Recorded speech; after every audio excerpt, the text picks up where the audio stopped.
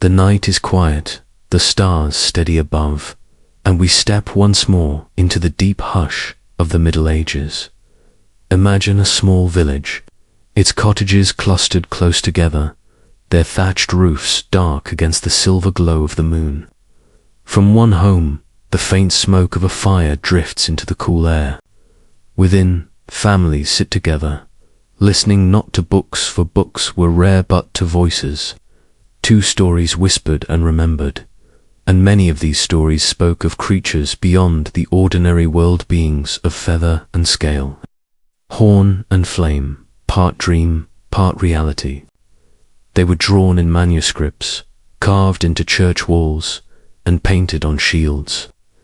These were the mystical creatures of the medieval imagination. Some were terrifying embodiments of sin and warning. Others were symbols of purity and hope. And while many dismissed them as invention, their images carried meaning, and their legends were shaped by glimpses of truth. Tonight, we begin a journey through this mythical bestiary, exploring creatures that once filled the medieval mind with awe. The unicorn, a symbol of purity of all the beasts of legend. None was more beloved than the unicorn. Medieval tales described it as a graceful creature, white as snow, with a single spiral horn rising from its brow. It was said to be untamable except by a virgin maiden, who alone could calm its wild spirit in the medieval world. The unicorn became a symbol of Christ himself, pure, elusive, and captured only through innocence. Tapestries showed knights in pursuit of the unicorn, while preachers used its story to teach lessons of faith. To modern eyes, the unicorn seems pure fantasy.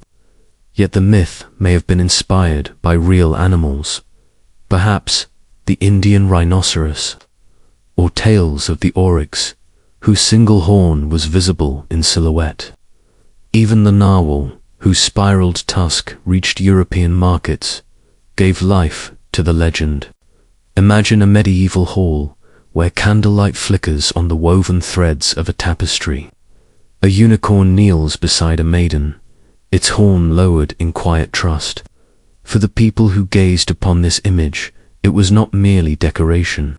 It was a reminder of purity, of the mystery of the divine. The basilisk, the king of serpent Sith, the unicorn embodied purity. The basilisk was its dark opposite. Called the king of serpents, it was said to kill with a glance, or with the foulness of its breath. Writers claimed it was born from a serpent's egg hatched by a toad, a creature half of earth, half of nightmare. Medieval bestiaries described the basilisk as both serpent and rooster, a strange hybrid whose crow alone could strike fear. Villagers believed it lurked in desolate places, and that the only creature able to destroy it was the humble weasel, immune to its poison. Though fantastical, the basilisk may have roots in encounters with venomous snakes, or even exaggerated tales of the cobra, whose raised hood and deadly gaze inspired fear. The myth clothed reality in layers of terror. Picture a medieval traveler moving through a ruined field. The silence is heavy, and every rustle in the grass sends a chill. To believe in the basilisk was to believe the world held dangers beyond sight, shadows waiting in the tall weeds. The werewolf, shadows in the night in villages across Europe. Stories spread of men who transformed into wolves beneath the light of the moon. Some told of curses, others of punishments for sin. The werewolf was both feared and pitied, a creature trapped between the human and the beast. Courts in the Middle Ages even held trials for supposed werewolves, and chronicles recorded confessions of men who claimed to prowl in wolf form. While modern minds may see these as misunderstandings of illness or folklore, the myth was deeply real to those who told it. The howling of wolves in the forest at night was enough to stir fear in any medieval heart. To imagine that a neighbor, or even oneself, might wear the shape of the beast. This was a terror that slipped into every shadow. Yet the werewolf was not only horror. In some stories, the wolfman was noble, cursed yet striving to protect those he loved. The myth carried lessons of duality of the beast within all humans, and the struggle to master it. Imagine a moonlit forest, the trees black against the silver sky. A wolf howls, its voice rising into the cold air. Somewhere within the sound is the echo of a story told by firelight, of men and wolves, and the thin line between them. The phoenix, fire and renewal where the werewolf brought fear, the phoenix carried hope. From distant lands came the tale of a bird that, when consumed by flames, rose again from its ashes. Medieval writers embraced this story as a symbol of resurrection, of life eternal. Manuscripts showed the phoenix perched upon its fiery nest, wings outstretched as flames consumed it, only for it to rise anew. For monks and preachers, it became a lesson of faith. Death was not the end, but the beginning of renewal. Though no such bird exists, travelers may have brought tales of brightly feathered creatures, the peacock, the flamingo whose appearance inspired wonder. And in the heart of the myth lay a truth, not of flesh, but of spirit. Picture dawn breaking over a quiet medieval town. The first rays of sun spill like fire across the rooftops. To those who believed, the rising sun itself was the phoenix, reborn anew each morning. The gentle rhythm of mythos, we drift through these creatures, the unicorn, the basilisk, the werewolf, and the phoenix. We see how the medieval imagination wove together fear and hope, darkness and light. Each creature was not merely a story, but a mirror of human thought. The unicorn whispered of purity, the basilisk warned of corruption, the werewolf revealed the shadow within, and the phoenix promised renewal. These myths were not idle fancy. They were woven into the fabric of daily life, painted on walls, told in sermons, whispered in fear, and dreamed in hope. Soft transition, the embers of our imagined fire glow faintly now, their warmth fading into the quiet air. Listeners lean closer, their eyes heavy, drawn into the dreamlike rhythm of these stories. And as we close this first block of our new journey, we know that the creatures of the medieval imagination are not gone. They live still in our stories, our art, our symbols. They are part of us, reminding us of the eternal dance between shadow and light. The night is long, and many more creatures await us in the next telling. For now, let the image of the unicorn, the basilisk, the werewolf, and the phoenix linger in your thought, symbols of the mystery that filled the medieval world. The fire in our imagined medieval hall glows low and steady. The listeners gathered near it have leaned back, their eyelids heavy, their breathing slow. Yet the voice of the storyteller continues, soft and unhurried, weaving new shapes into the quiet air. Beyond the unicorn, the basilisk, the werewolf, and the phoenix, there are more creatures that filled the margins of manuscripts and the minds of villagers. Some were warnings, others wonders, but all carried meaning, as if each beast was a fragment of truth wrapped in myth. Tonight, we walk further into that mystical bestiary. The griffin, guardian of treasure, high in the mountains of medieval imagination, lived the griffin, a mighty creature with the body of a lion and the head and wings of an eagle. The lion was the king of beasts, the eagle the king of birds. Together, they formed a creature of unmatched power. Griffins were said to guard treasures buried deep in rocky cliffs, attacking any who dared approach. They were fierce, untamable, and watchful from above. For medieval Christians, the griffin became a symbol of Christ combining strength and wisdom, earthly majesty and heavenly flight. The myth may have been inspired by travelers who glimpsed the remains of ancient fossils in deserts, or by stories of far-off lands where strange animals lived. Whatever its source, the griffin spread across Europe, painted on shields, carved into stone, and whispered about in hushed voices. Imagine yourself standing before a medieval church door, the wood carved with creatures to guard the sacred space. Among them, a griffin spreads its wings, its beak sharp, its lion's claws gripping the earth. It is only a carving, yet in the flicker of torchlight, it seems alive. The kraken terror of the deep two sailors. The sea was a place of endless mystery, its depths unknown, its surface deceptive. Out of these waters rose the legend of the kraken, a creature so vast it could drag ships beneath the waves. Descriptions varied. Some said it was a giant octopus, others a monstrous crab, still others a beast of many arms. Whatever its form, the kraken embodied the terror of the ocean itself, the sense that beneath the waves lay something beyond comprehension. For centuries, scholars dismissed the kraken as fancy, yet modern science revealed the existence of giant squids with limbs stretching many meters, eyes larger than lanterns, and strength enough to grapple with whales. The medieval imagination, once thought foolish, had captured a glimpse of truth. Picture a stormy sea, the sky black with clouds, the waves crashing high. A sailor clings to the mast, eyes wide, as the surface of the water breaks sand. A vast, curling arm rises from the depths, slick and glistening, before sliding back into the dark. Whether real or not, the kraken lived in the heart of every medieval voyage.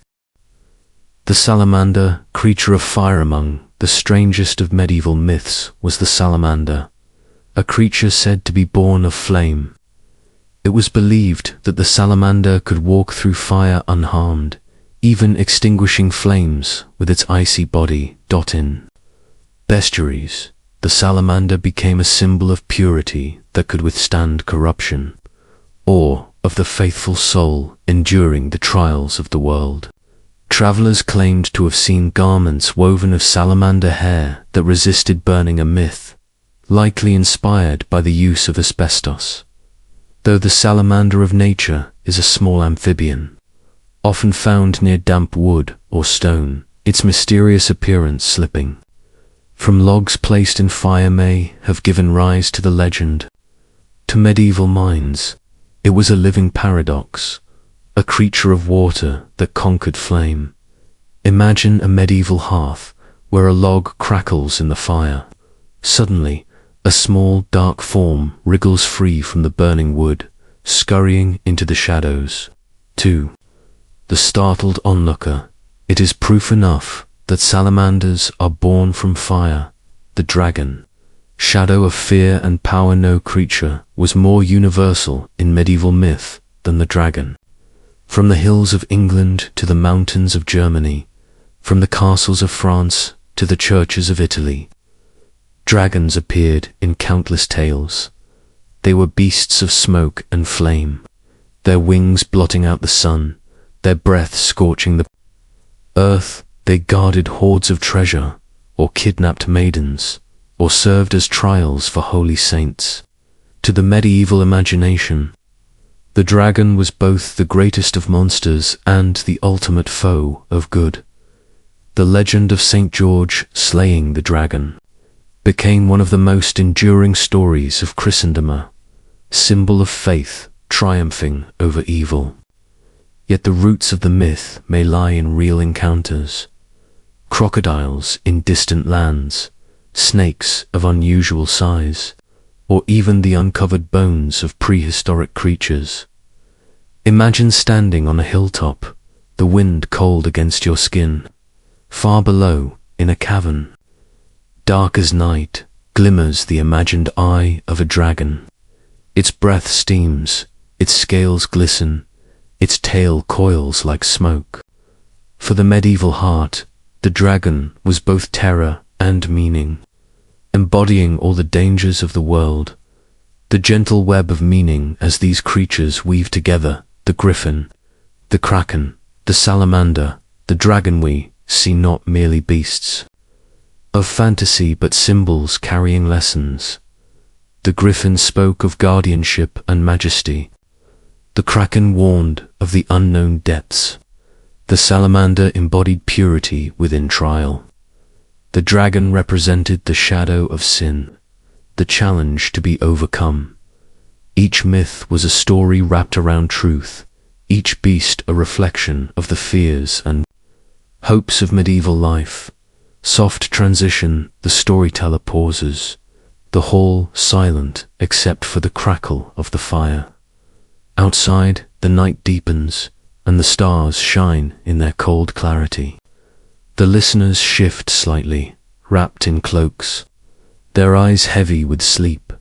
And as this second block closes, we drift further into the dreamlike rhythm of myth.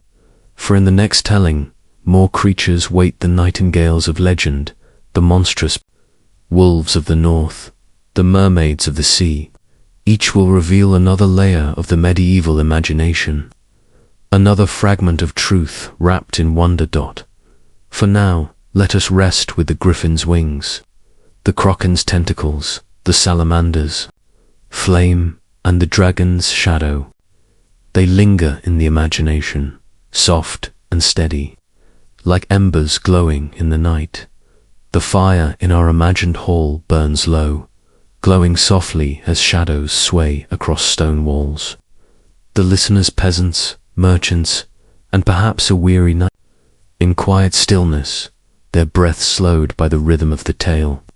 The storyteller, voice gentle as a lullaby, leans forward and continues. Beyond griffins, dragons, and krakens lie more creatures of wonder, beasts, drawn not only in but in songs, in church carvings, and in the whispered fears of villagers as they walked the darkened lanes of their towns.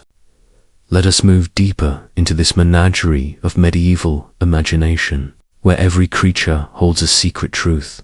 The mermaid, sirens of the sea medieval. Sailors told of beautiful women who dwelled in the oceans, their hair long as waves, their eyes shining in the moonlight. With songs as sweet as honey, they lured sailors to their doom, dragging ships onto rocks and men into the deep. These were the mermaid's creatures, half woman, half fish. In medieval art, they appeared with comb and mirror, symbols of vanity and temptation. To the church, they were warnings of sin, painted on walls as reminders of danger. And yet, their myth may have roots in real encounters. Mariners who glimpsed manatees or dugongs from the decks of distant ships might have mistaken them for strange half-human forms. The sea, vast and unknowable, transformed those fleeting shapes into lasting legend. Imagine a medieval sailor at twilight, gazing across calm waters. A shape rises, pale and graceful, hair glimmering like silk. His heart leaps, unsure if he sees angel or monster. The song of the sea fills his ears, and the story of mermaids is born again. The black dog, the phantom of the night across the countryside. Stories spread of great black dogs with glowing red eyes that prowled roads at night. Some called them omens of death, others guardians of sacred places. In England, the black shuck was feared, said to appear before storms or near churchyards. In other lands, similar spectral hounds haunted crossroads and fields. Travellers told of hearing heavy paws behind them, only to turn and see nothing. While many dismissed these stories as superstition, they may have reflected real dangers, the fear of wolves in the night, or the presence of wild hunting dogs. Yet the black dog endured as a symbol of mortality and mystery. Beast walking the line between life and death. Imagine a lonely traveler crossing a misty lane beneath the moon. Suddenly, two red eyes gleam in the dark, and the shadow of a great hound passes silently across the path. The traveler hurries on, heart racing, certain he has seen the black dog, harbinger of fate. The Caladrius, the healing bird knot, all medieval creatures were terrifying. Some carried hope and healing. Among them was the Caladrius, a pure white bird said to dwell in the courts of kings. According to legend, if the Caladrius looked upon a sick man, he would recover, but if the bird turned away, death was near. The Caladrius became a symbol of Christ's healing power, an image of mercy and truth. The myth may have been inspired by real birds kept in royal menageries, or by the symbolic meaning drawn from their behavior. Whatever its roots, the Caladrius reminded listeners that even in darkness, there could be hope. Picture a quiet sick room in a medieval palace. A pale figure lies in bed, attendants hushed around him. A white bird rests nearby, tilting its head gently. All wait for its gaze, for, in that moment, they believe life or death will be decided. The wild men of the woods in the forests of medieval Europe. Stories spread of the wild men, hairy, untamed figures who lived apart from human society. They were said to be strong beyond measure, sometimes dangerous, sometimes wise. Church carvings and manuscript margins show these wild men carrying clubs, their bodies covered in hair, their eyes fierce.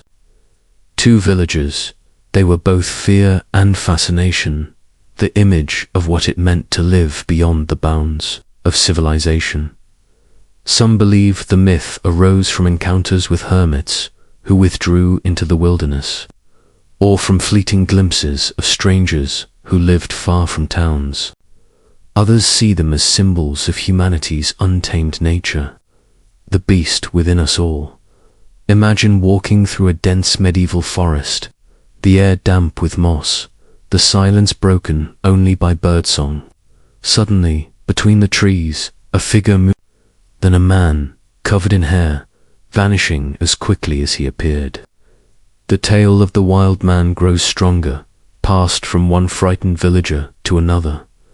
The nightingale of legend among gentler myths was the nightingale, not a fantastical beast, but a bird whose song seemed touched by heaven itself. To medieval poets, the nightingale's song was a symbol of love, longing, and even divine praise. Some believed that those who heard the nightingale in solitude might glimpse visions or truths hidden from others. Its song was woven into tales of lovers, saints, and dreamers. Though the bird itself is real, its presence in medieval imagination elevated it beyond nature into myth. Picture a medieval garden at dusk. A knight walks slowly beneath blossoming trees, his thoughts heavy. Suddenly, a nightingale sings a pure, silvery voice that fills the air with longing. To him, it is not only a bird, but a message, a sign of the heart's eternal search. Gentle, weaving of stories together, these myths weave a softer side of the medieval imagination. The mermaid warned of temptation, the black dog of mortality, the Caladrius of healing, the wild man of untamed humanity, and the nightingale of love and longing. They were not merely creatures of fancy, but mirrors reflecting the world's mysteries. In the medieval mind, the forest, the sea, the night sky all were alive with meaning, each whispering truths in the form of stories. Soft transition. The storyteller's voice grows softer, his words flowing like the slow tide. The listeners near the fire are heavy with sleep, some already dreaming of strange beasts and gentle birds. As this third block closes, the night deepens further. The myths linger in the air like smoke, their presence quiet but lasting. Soon we will step into still more creatures, those of shadow and light, of heaven and hell, of imagination's deepest corners. For now, we rest with the mermaid's song, the black dog's glowing eyes, the Caladrius's healing gaze, the wild man's fierce strength, and the nightingale's sweet caliche, a thread in the endless tapestry of medieval myth. The fire in our imagined medieval hall has burned low, leaving only the glow of coals and the occasional snap of wood. Outside, the night is deep, the sky scattered with stars, as if the heavens themselves are listening. The storyteller, calm and unhurried, leans closer, his voice softer still, leading us into the last collection of creatures for this opening chapter. We have wandered through unicorns and dragons, mermaids and black dogs. Yet more creatures remain in the medieval imagination, beings of wonder and warning, creatures whose legends touched both the church and the hearth. As the night grows darker, let us gently explore them, and then close this first part of our journey with peace. The cockatrice, the rooster serpentine, medieval bestiaries. There is mention of a creature called the cockatrice, strange and fearsome hybrid. It was said to hatch from an egg laid by a rooster and incubated by a toad or serpent. Its body was serpent-like, its head and wings those of a rooster. The cockatrice, like its cousin the basilisk, was said to kill with a glance or with its poisoned breath. Villagers feared its very name, and travelers whispered of fields left barren by its presence. Though no such creature exists, the myth may have grown from misunderstandings of reptiles or from symbolic teachings. To medieval Christians, the cockatrice represented sin itself, born from corruption and ending only in death. Imagine a medieval manuscript page, illuminated with golden color. In its margins, a cockatrice spreads its wings, its beak open as if in silent cry. For the monk who painted it, this beast was more than art, it was a warning etched in color, a reminder of the dangers of straying from the path of faith. The monstrous whale, the island that was not among the most fascinating legends, was that of the whale so vast that sailors mistook it for an island. They would land upon its back, build fires, even set up camp, only for the creature to stir, dive, and drag them into the sea. This monstrous whale, sometimes called the Aspidocolono, was a symbol of deception, a reminder that appearances can lead astray. Preachers used its story in sermons. The devil, like the false island, seemed safe at first, only to destroy those who trusted it. But behind the myth lay truth. Whales and great sea creatures were real, their size and movements awe-inspiring to sailors unused to such wonders. To men of wooden ships, the sight of a vast back rising from the waves may indeed have seemed like solid land. Picture a medieval sailor, waking at dawn upon what he believes is a small island. He hears gulls, feels the rocking beneath him, and sees smoke rising from the fire his companions built. Then, slowly, the island shifts. Water pours across its surface, and before they can react, the ocean claims them. The hedgehog of wisdom not. All medieval beasts were monstrous. Some were small and humble, yet carried lessons of their own. The hedgehog, often drawn in manuscripts, was said to climb vineyards, roll upon the grapes, and carry them home on its spines. While exaggerated, this story made the hedgehog a symbol of cleverness and resourcefulness. Preachers compared it to the cautious soul who gathers good deeds for the future. To villagers, it was a reminder that even the smallest creature had wisdom. Imagine a quiet medieval garden at twilight. A hedgehog waddles along the path, its tiny nose twitching. To modern eyes, it is simply an animal. To the medieval mind, it was a lesson written in nature's book. The centaur between man and beasts. From the far edges of memory came tales of centaurs, half man, half horse. These figures, though rooted in ancient Greek myth, found their way into medieval stories, often as symbols of the struggle between reason and passion. In bestiaries, centaurs appeared as warnings, creatures who could not escape their lower instincts. Yet they also embodied mystery, for they were both noble and dangerous, reflecting humanity's own duality. Though no centaurs roamed medieval Europe, travelers returning from distant lands sometimes described mounted warriors in ways that blurred man and horse. To those who had never seen riders before, the image was startling enough to birth legend anew. Picture a medieval peasant hearing tales of horsemen from the East Archers who never dismounted, whose lives seemed fused to their steeds. In his mind, they became one being, half man, half horse. The centaur stepped once more into myth. The pilgrims' tales of cynocephaly. The dog-headed men, perhaps among the strangest of medieval myths, were the cynocephaly men with the heads of dogs. Travelers' tales from distant lands spoke of whole nations of such beings who barked instead of spoke and lived as hunters at the edge of the world. Some saints' lives even claimed encounters with them, describing their ferocity and at times their surprising nobility. The cynocephaly became symbols of the other creatures, both human and beast, reflecting Europe's fear and fascination with lands beyond its borders. Modern historians believe these myths grew from distorted accounts of foreign tribes, their features or speech misunderstood and reshaped in memory. Yet for medieval listeners, the dog-headed men were real enough to be painted on maps at the edges of the known world. Imagine unfurling a medieval mappa mundia, great circular map of the earth. At its borders, beyond the seas, strange figures appear.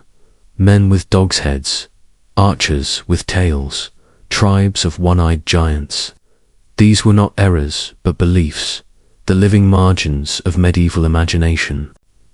Gentle gathering of the tales. As this block draws to a close, we see how the medieval world was filled with creatures both vast and small, cockatrices and whales, hedgehogs and centaurs, dog-headed men at the edges of maps. Each of them served a purpose. The cockatrice warned of corruption, the whale of deception, the hedgehog of wisdom, the centaur of human struggle, and the cynocephaly of the strange lands beyond.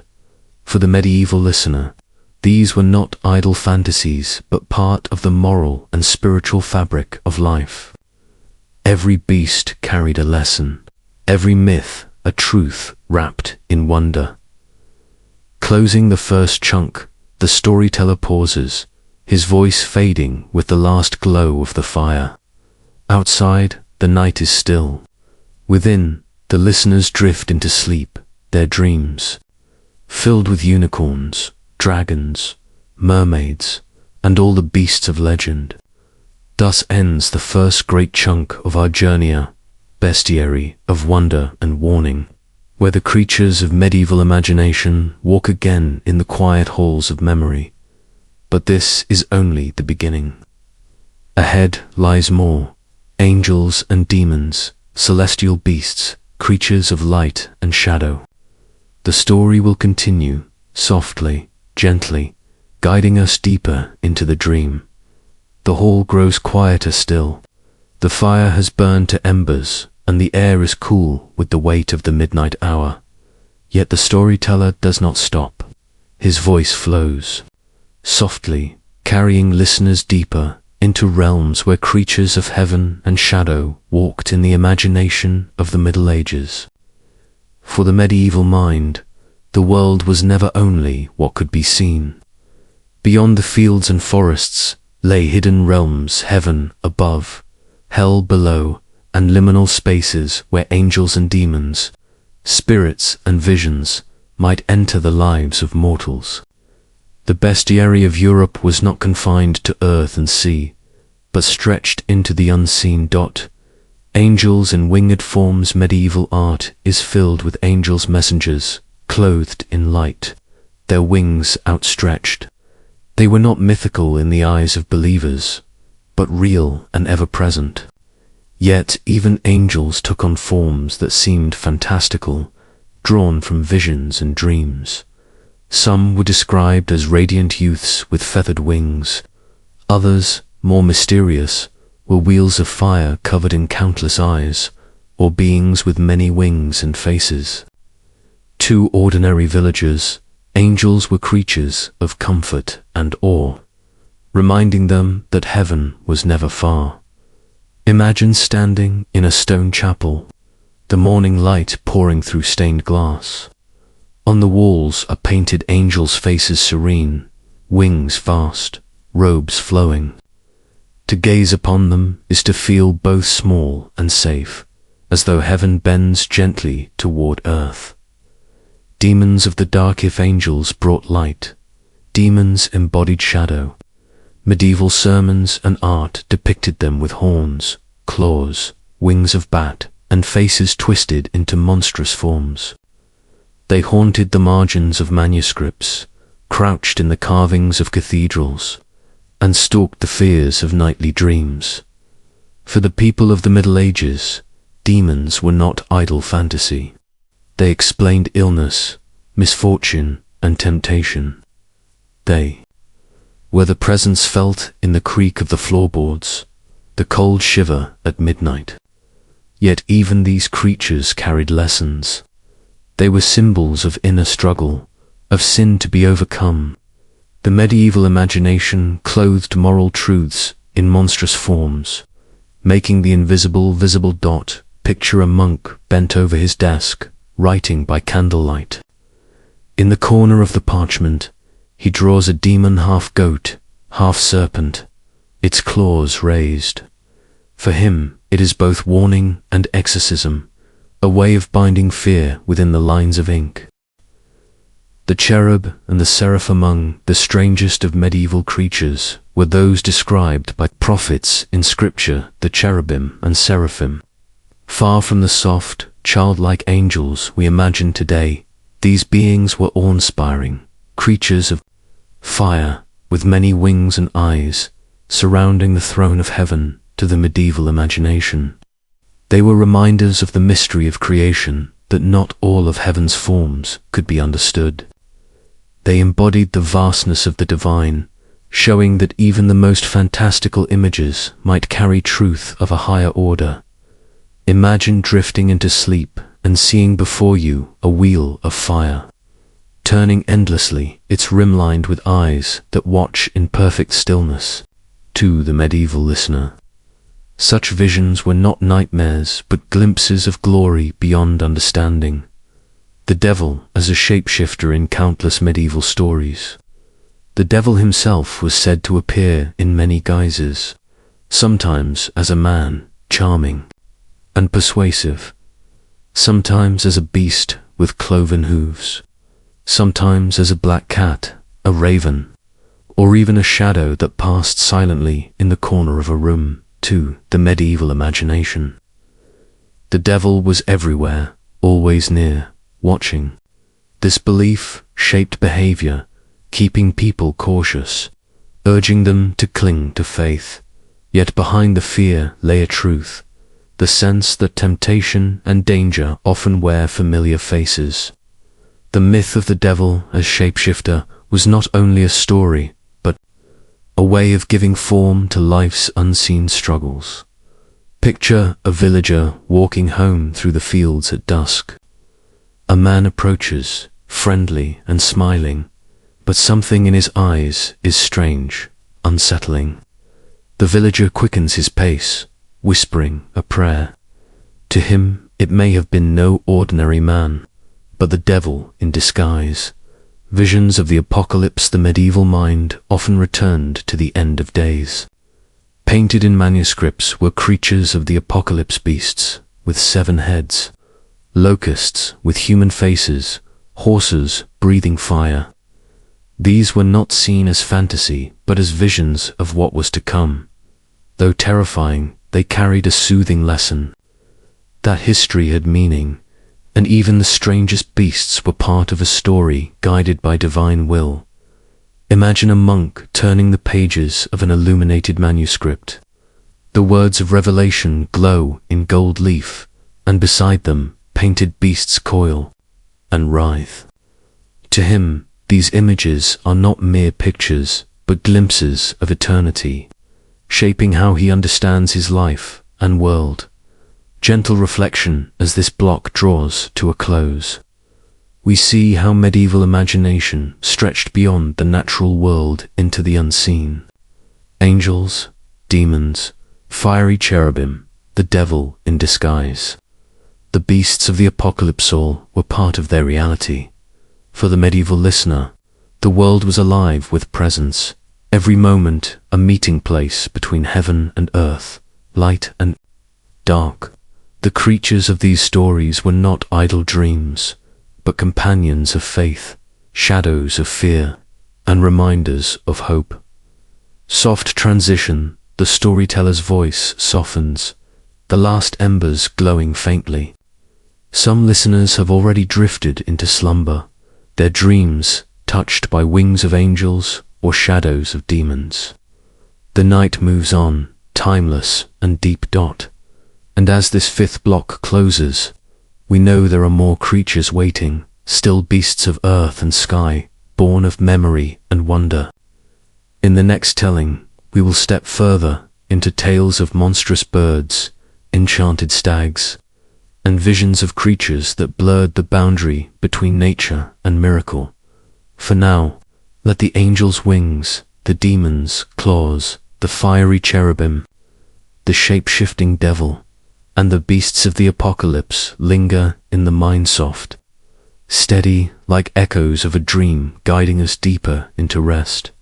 The embers glow softly, casting a faint warmth in the cool night air. The storyteller continues, his voice gentle as a stream, guiding those gathered into the deeper chambers of the medieval imagination. Now our path moves from the fiery visions of heaven and hell to creatures of the earth and sky, beings that seemed at once familiar and wondrous, natural and supernatural, their presence woven into the rhythm of medieval life. The ROC, the giant, bird of distant lands, travelers from the east, brought tales of a bird so immense that it could lift elephants in its claws and block the sun with its wings. Known as the ROC, it filled the minds of listeners with awe. Sailors who ventured across the seas whispered that its nests were built upon mountains, its eggs the size of houses. To the medieval imagination, the ROC was both marvel and terror, reminder of how vast the world beyond Europe might be. Some believe the legend grew from sightings of enormous eagles or from reports of the now extinct elephant bird of Madagascar, whose eggs were indeed massive. Whatever its origin, the ROC soared across medieval tales, its shadow stretching across maps and memory. Imagine yourself standing on the deck of a medieval ship at dawn. The horizon glows pale, and suddenly a shape rises against the sun, wings unfurling, feathers glinting like metal. A gasp rises from the sailors. The ROC has come. The enchanted stag forests of the Middle Ages were alive with stories. Among them was the legend of the enchanted stargard deer of radiant beauty, often with antlers that glowed with light. To hunters and knights, the stag was more than an animal. It was a messenger of the divine, guiding them toward quests or visions. 1. Famous tale told of Saint Eustace, who saw a crucifix shining between the antlers of a stag while hunting. The vision changed his life, leading him to faith. For centuries afterward, stags with luminous crowns appeared in tales, symbols of transformation and guidance, perhaps inspired by the rare sight of albino deer, or by the way antlers gleamed in sunlight. The myth of the enchanted stag grew into a powerful image of hope. Picture a knight alone in the forest, his horse breathing clouds into the cool air. Suddenly, a stag steps into the clearing, its eyes calm, its antlers glowing with unseen light. The forest falls silent. The knight knows. This is no ordinary animal. The barnacle goose, born of trees and sea. Among the strangest medieval beliefs was that of the barnacle goose. For centuries, it was thought that these birds did not hatch from eggs, but instead grew from driftwood or seaweed, emerging fully formed from barnacles attached to floating logs. Because of this, some clerics argued that barnacle geese were not meat and could be eaten during Lent, when flesh was forbidden. The myth endured for generations, even appearing in serious natural histories. In truth, the birds migrated from northern lands, unseen by those who marveled at their sudden appearance. Yet the myth of the barnacle goose reveals the wonder with which the medieval mind viewed nature, a world full of mystery, where even birds might grow from the sea. Imagine a medieval fisherman pulling a log from the waves, its surface covered with strange shells. He sees small shapes moving inside, delicate beaks and feathers forming. To him, it is proof birds grow from the ocean's wood. The mandrake, a plant that screamed not. All medieval myths belonged to beasts of feather and claw. Some were rooted in the earth itself. Among the most famous was the mandrake root, said to resemble the form of a human body. The legend claimed that when pulled from the ground, the mandrake would scream, and its cry could kill anyone who heard it. To harvest it safely, one was to tie the plant to a dog, which would pull it free and perish in the process. Though a plant, the mandrake carried immense weight in the medieval imagination. It was believed to hold powerful medicine and sometimes dark magic. The myth likely arose from the mandrake's strange shape, its root twisting into human-like forms. Yet the fear and fascination it inspired gave it life beyond the soil. Picture a medieval apothecary, dimly lit by flickering lamps. In the shadows rests a jar, and within it the gnarled root of a mandrake, its shape unsettlingly human. To those who gaze upon it, it is not only a plant, it is alive with mystery. The cynical owl and the symbol of night among birds, the owl carried a heavy weight of meaning. To some, it was a symbol of wisdom, for it soared in darkness. To others, it was a bird of ill omen, haunting graveyards and ruins. Its cry at night was said to foretell death.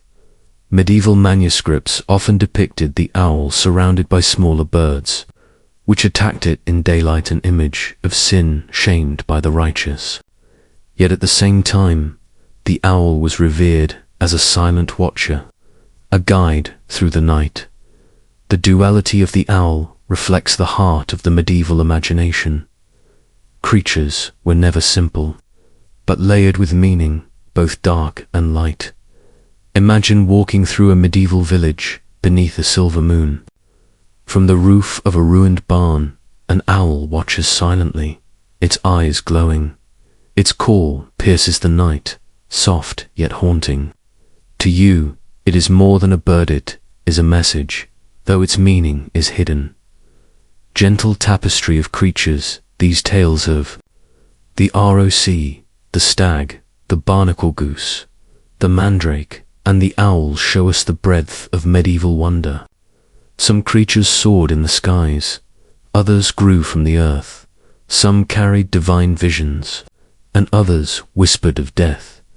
Each was a thread in the medieval tapestry, woven not with idle fancy, but with meaning, drawn from glimpses of truth, from mystery from the human need to see the world as alive with signs.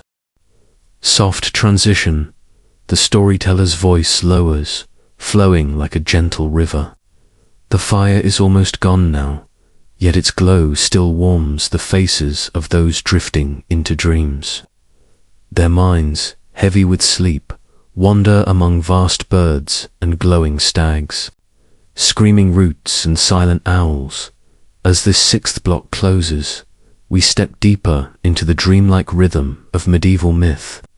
More creatures await, beasts of deserts and mountains, spirits of air and water, visions that blur the line between human and other. For now, let us rest in the shadow of wings, beneath the antlers of light, beside the owl's steady gaze. The medieval night is long, and its creatures walk beside us still, softly, guiding us deeper into sleep. The hall is hushed, its air heavy with warmth and the faint scent of smoke. Outside, the night is endless, the sky filled with quiet stars. The storyteller lifts his voice once more, calm, unhurried, weaving the next threads of the medieval imagination. Now, the journey carries us to distant lands, deserts, and forgotten corners of the earth, where strange creatures were said to dwell. For the medieval listener, these tales were windows into worlds unseen. Most never traveled beyond their village or town. Yet through story, song, and rumor, the farthest reaches of the earth seemed to come alive, filled with beasts both marvelous and strange. The elephant, a creature of legend, made real in Europe. Elephants were creatures of myth as much as reality. Few had ever seen them, and stories exaggerated their size and strength. Bestiaries described elephants as noble, wise, and loyal to their mates. They were said to live for hundreds of years, unable to bend their knees, leaning against trees, to sleep, while elephants were real. To the medieval mind, they were wondrous beings, nearly as strange as unicorns. In some tales, elephants were depicted fighting dragons, their size and might used as symbols of faith battling evil. Imagine a medieval villager gazing at a tapestry, showing a great grey beast with ivory tusks. To him, it is not simply an animal, but a marvel of the earth, proof that the world beyond his own is vast and full of mystery. The monopod, the one-footed people-travellers, tales from distant lands, spoke of beings called monopods, strange men with only one large foot.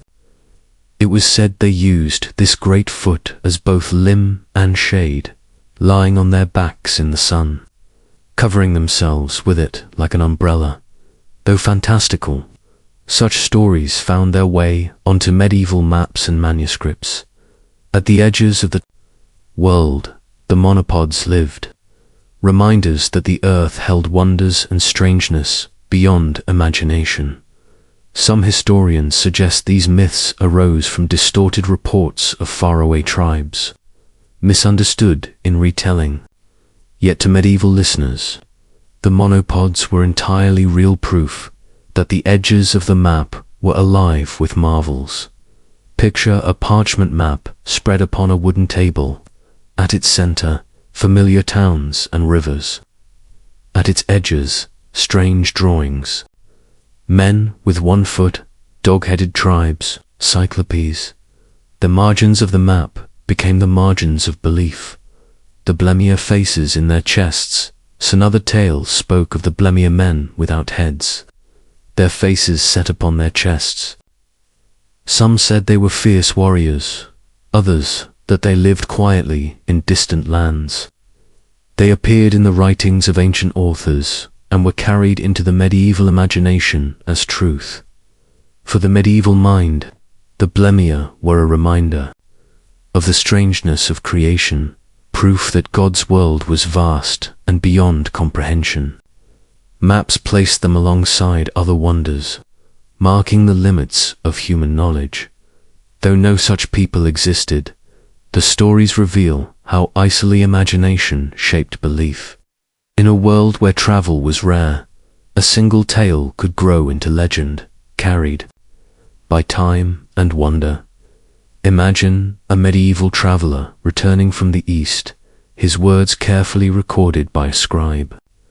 "I have seen men without heads," he insists, "their mouths in their chests, their eyes upon their shoulders." The listeners, gathered in candlelight, nod in awe. To them it is truth.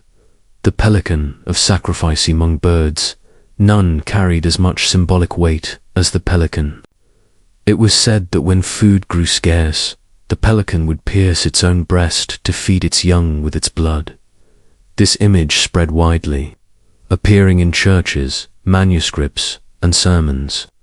For the medieval Christian, the pelican became a symbol of Christ's sacrifice life given to save others. Though real pelicans do not perform this act, their habit of pressing their beaks against their breasts may have inspired the story. From a gesture of nature grew one of the most powerful symbols of devotion. Picture a stained glass window glowing in the morning sun. A pelican bends over her chicks, drops of red flowing from her breast. To the faithful kneeling below, it is not a bird but a vision of sacrifice, reminding them of eternal love. The fairy folklore collection of medieval creatures would be complete without mention of the fairy spirits of the land. Neither angel nor demon who danced at the edges of human life. In forests, hills, and streams, fairies were said to dwell, sometimes blessing mortals, sometimes leading them astray, though often associated with older pagan traditions. Fairies lived on in the imagination of medieval Europe. They explained sudden disappearances, strange lights in the fields, and mysterious music carried on the wind to the church. Fairies were often cast as deceptive spirits, yet in villages, people left offerings at certain stones, whispered prayers at certain trees, hoping to stay in the good favor of these unseen neighbors. Imagine a quiet meadow beneath a full moon. The grass shimmers with silver, and a faint laughter drifts through the air. A traveler pauses, heart quickening. He sees nothing, yet knows the fairies are near. Gentle closing of the block these creatures, celephants, vast as mountains, monopods, with single feet, blemia, with faces in their chests, pelicans of sacrifice. And the elusive fairy folks show us how the medieval world was shaped not only by fear and warning, but by wonder and reverence. They remind us that imagination filled the gaps of knowledge, turning glimpses of truth into symbols and symbols into legends. For the medieval listener, the world was alive, rich with marvels at every edge. Soft transition, the storyteller's voice falls to a whisper. The listeners lean against the cool stone walls, some already lost in dreams of strange lands and winged birds of fairies dancing in hidden glades. The night is deep, but the story flows onward, carrying them gently across the threshold of sleep. And as this seventh block closes, we prepare for the last telling of this part. Soon we will wander into one more gathering of creatures, completing the first part of our journey through mystical beasts. Until then, let the wonder of elephants, monopods, blemia, pelicans, and fairies linger softly in the heart, like embers glowing steady in the dark. The embers are nearly gone now, glowing faintly like hidden jewels beneath ash. The hall is quiet, and the storyteller's voice is slow, steady, softer than before. His words carry us to the final gathering of creatures for this part of the journey, beasts that lived at the very edge of imagination. Beings half believed, half dreamed, whose presence shaped how medieval people saw the world and themselves. The basilisk revisited, king of serpents, we began our journey with unicorns and griffins. And here, at the close, the basilisk returns. Known as the king of serpents, it was said to be small, yet more deadly than any dragon. One glance from its eyes could kill. Its breath alone were the fields in some tales. The basilisk could be destroyed only by the crowing of a rooster or by seeing its own reflection in a mirror. This weakness became a symbol, pride and evil undone by themselves. For medieval minds, the basilisk was more than a serpent. It was the embodiment of corruption and death.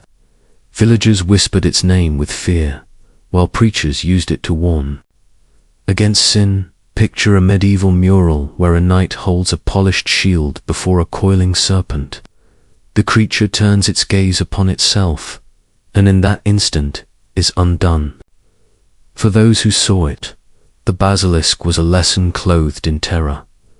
The wild hunt among the most haunting of medieval legends was the Wild Hunt, a ghostly procession of riders sweeping across the night sky, hounds howling, horns echoing in the dark. In forests and fields, villagers sometimes claimed to hear it, the thunder of hooves above, the baying of hounds unseen. To some, it was an omen of death. To others, it was the passing of restless souls, bound forever to hunt across the heavens. The Wild Hunt may have grown from old pagan traditions, woven into Christian belief as a warning of purgatory or damnation. Yet to those who heard it, it was real as the storm winds themselves. Imagine standing in a quiet meadow at night, the moon veiled by clouds. Suddenly, the wind rises, a horn sounds faintly, and shadows sweep across the stars. You fall to your knees, whispering a prayer, knowing the hunt has passed overhead. The kraken's kin see serpents while the kraken haunted sailors with its tentacles. Sea serpents slithered through their tails as well. These creatures, vast and coiling, were said to rise from the depths, their backs like rolling hills upon the ocean. Chroniclers recorded sightings of serpents longer than ships, their heads crowned with manes, their eyes like lanterns in the dark. For those who sailed, such tales were warnings, reminders of the perilous deep. Modern readers may see them as embellishments of whales or oarfish glimpsed in poor light. But for medieval sailors, the sea serpent was real, a living shadow beneath the waves. Imagine a storm at sea, lightning flashing across the waves. A sailor grips the mast, and in the sudden light he sees it, a massive coil breaking the surface, scales glistening. He cries out, but the sea swallows the sight, leaving only fear behind. The green children of Woolpit Knot, all medieval marvels were beasts of feather or scale. Some were stories of people themselves, touched by the strange. Among the most mysterious was the tale of the green children of Woolpit. In 12th century England. It was said that two children appeared in a village, their skin green, their clothes unfamiliar, their language unknown. They claimed to have come from a land beneath the earth, lit not by the sun but by a perpetual twilight. One child died, but the other lived, losing her green hue over time. Scholars debated the tale for centuries. Was it allegory, imagination, or some distant truth? No answer satisfied, and so the story endured, half miracle, half mystery. Picture a medieval villager working in the fields.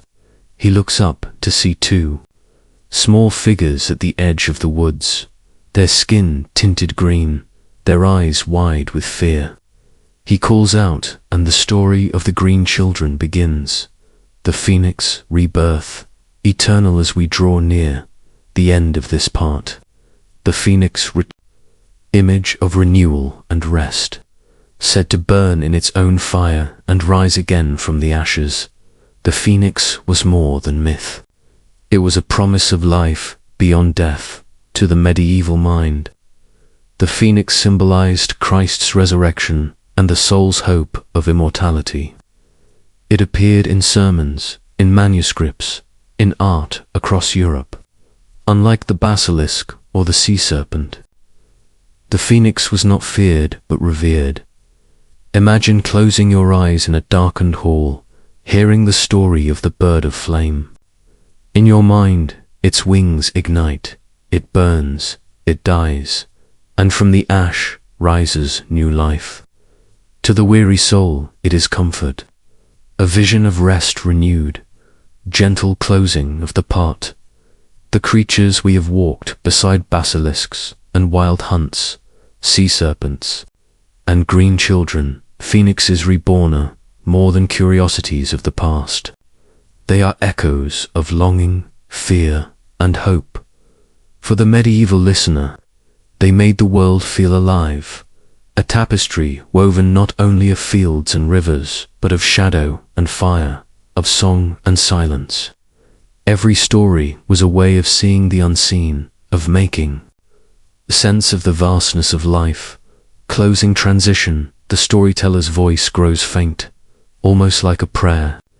Around him, the listeners have drifted into sleep, their dreams full of serpents and phoenixes, children of twilight and riders of the night sky. Thus ends the first part of our journey through mystical creatures of medieval Europe.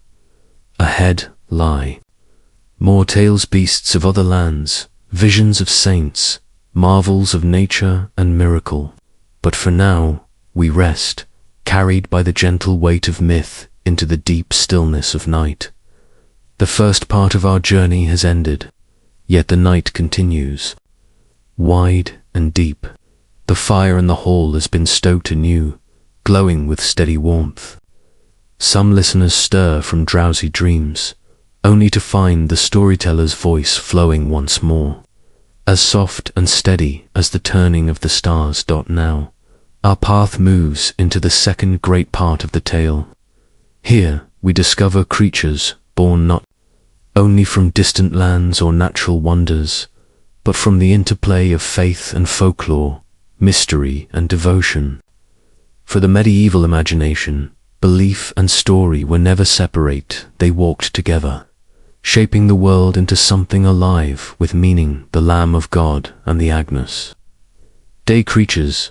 Among the most cherished images of the Middle Ages was the Lamb of God, or Agnus Dei.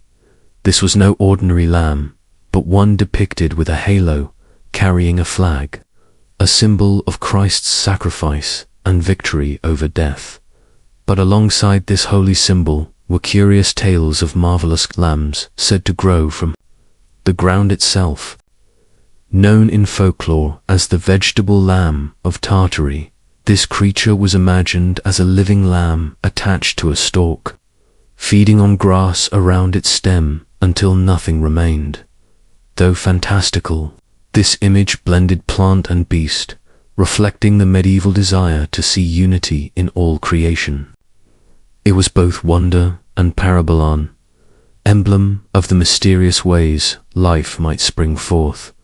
Imagine a medieval scholar turning a heavy manuscript, pausing over an illustration of a lamb sprouting from a stem, its wool soft, its eyes serene.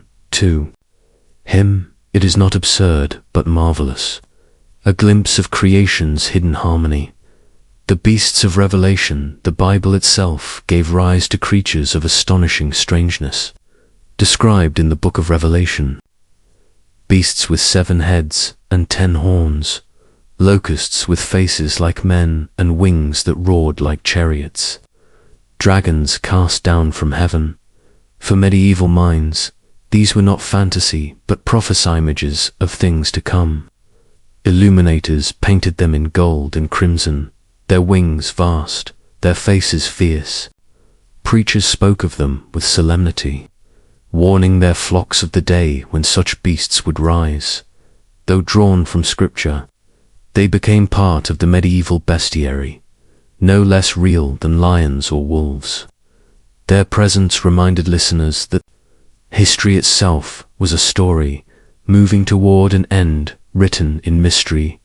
Picture a monk in candlelight, painting a manuscript. His brush lingers over a beast with many heads, each mouth open in a silent roar. For him, it is not mere decoration, but a window into eternity. The Tarasque of Provence. From the south of France came the tale of the Tarasque, a dragon-like creature that terrorized the countryside. It was said to have the body of a lion, 6 short legs like a bear, the shell of a turtle, and a serpent's tail. According to legend, Saint Martha confronted the Tarasque, not with sword or spear, but with prayer and faith. She tamed the beast with holy words, leading it peacefully into the town, where it was slain. The story of the Tarasque became a symbol of faith's triumph over terror. Festivals in Provence still recall it, with great effigies of the monster carried through the streets. Imagine the frightened villagers of old, hearing that Saint Martha had faced the beast with nothing but her voice. In that tale, they found hope. Even the strangest terror could be subdued by courage and devotion. The devil's mount, the nightmare horse across Europe. People feared the nightmare, evil spirit that took the form of a dark horse or shadowy rider, pressing upon the chest of sleepers and filling their dreams with terror. The word nightmare itself comes from this old belief. The bad dreams were not merely thoughts, but assaults from beyond. Some said the devil himself rode at night upon such a mount, sowing fear and unrest. For villagers who knew the weight of sleepless nights, the story gave shape to their experience. It was easier to believe in a shadow horse pressing down than to face the mystery of the mind itself. Imagine a peasant waking in the dark, heart pounding, unable to breathe, certain a dark presence sits upon him. When dawn comes, he tells his family, the mare came in the night. For him, it was no dream, but an encounter with a creature unseen, the white stag, a symbol of destiny while ordinary deer filled the forests. The white stag belonged to legend. To see it was to know that fate itself had intervened. Kings and knights who pursued the white stag were said to embark on quests of destiny. In Arthurian legend, the stag led knights into adventures that tested their honor and courage. To the church, the white stag was also a sign of purity, a symbol of divine calling, perhaps inspired by rare albino deer. The image endured across Europe as a beacon of wonder. Picture a night at dawn, mist rising from the forest. A stag steps from the shadows, its coat white as snow, its eyes calm and knowing. The knight spurs his horse, for he knows this is no mere hunt, but the beginning of a story. Gentle closing of the block. These creatures, the vegetable lamb, the beasts of revelation, the Tarasque, the nightmare horse, and the white stag remind us of how faith and folklore intertwined. They were not idle dreams, but guides, warnings, and symbols, shaping how people understood the mysteries of their lives. Soft transition, the storyteller lowers his voice, almost to a whisper. The hall is hushed. Many listeners sleep already there. Minds filled with strange lambs, many-headed beasts, and white stags stepping through silver mist. And as this 9th block closes, we move deeper into part 2 of our tale. Still more creatures await, giant wolves of the north, spirits of the woods, and marvels carried by travelers from beyond Europe's shores. For now, let us rest in the comfort of faith and the shimmer of legend, drifting slowly, softly, deeper into dream. The hall is quiet once more. The storyteller sits upright, his voice low and even, as if weaving dreams from the silence itself. Outside, the winds stir faintly, carrying the chill of distant lands. Tonight, we step into the north of forests, mountains, and icy seas where medieval minds imagined creatures vast, fierce, and haunting. The Fenrir wolf from Norse legend came the story of Fenrir, the monstrous wolf fated to bring ruin at the world's end. Though rooted in northern sagas, echoes of this tale reached medieval Europe, weaving themselves into the wider imagination. Fenrir was said to be bound by the gods with chains, yet destined to break free at Ragnar's final battle. His jaws would stretch across the sky, devouring sun and moon. Though to Christians this was a pagan myth, to listeners it carried a familiar lesson, that pride and destruction lurk in every age, and that even the mightiest must face judgment. Imagine a medieval scribe, copying tales from the north into Latin. His quill scratches softly as he draws the great wolf, its mouth open wide, its eyes burning like coals. For him, Fenrir is more than myth, it is a mirror of the fear that all things end. The Kraken's brother, the half-Gufane northern seas. Beyond the reach of most ships, sailors whispered of a beast even larger than the Kraken. Known as the half-Gufa, it was said to be so vast that it appeared like an island, luring sailors to land upon it before plunging them into the deep. While similar to southern tales of the monstrous whale, the half-Gufa was unique to the cold seas of the north, a reminder that every coastline birthed its own terrors. Modern readers see in these stories the shadow of whales and great squids, magnified by fear. But to medieval sailors, the half-Gufa was Relan Ocean itself, alive and waiting. Picture a storm-tossed ship off Iceland, its crew weary and cold. The lookout cries, "Land ahead." Yet as they near, the island shifts, the waves rise, and the sea swallows their hope. To them, it is no error, but the half-Gufa awakening, the Draugr, restless dead, of the north. Not all creatures of the north were beasts of flesh. Some were spirits. Draugr, the restless dead who walked from their graves. In sagas, Draugr were described as pale and swollen, with unnatural strength. They haunted burial mounds, guarding treasure, or stalked the living in revenge. Though these tales came from Norse tradition, they mingled with medieval fears of the undead shadows that lay behind later tales of vampires and revenants.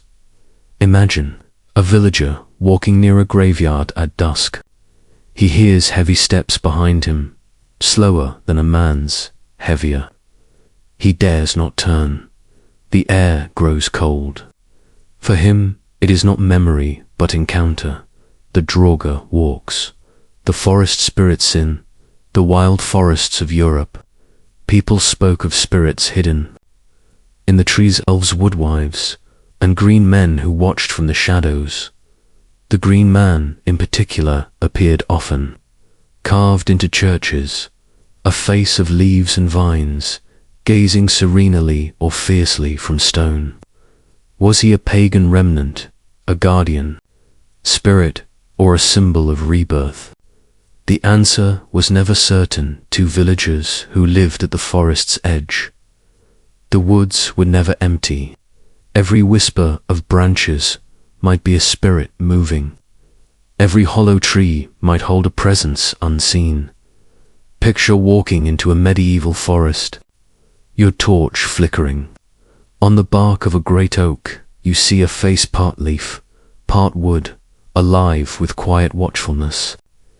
You bow your head, for the forest is listening.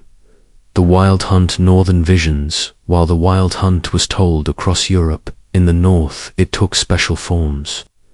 Sometimes Odin himself led it, riding across the sky with warriors and hounds. Sometimes it was the souls of the dead caught in storm winds.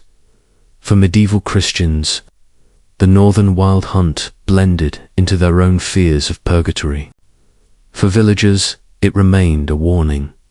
When storms raged, do not walk abroad, lest you be swept into the hunt yourself. Imagine a night of thunder, the air trembling. A peasant hides beneath his cloak as the wind howls. Overhead he hears horns and hooves, voices crying out in a tongue not his own. He shuts his eyes tight. The hunt is passing, gentle weaving of the block these northern creatures, the wolf Fenrir, the sea beast half-goofer, the restless Draugr, the spirits of the forest, and the wild riders of the storm form a tapestry of cold and shadow. To medieval listeners, they were not merely distant myths.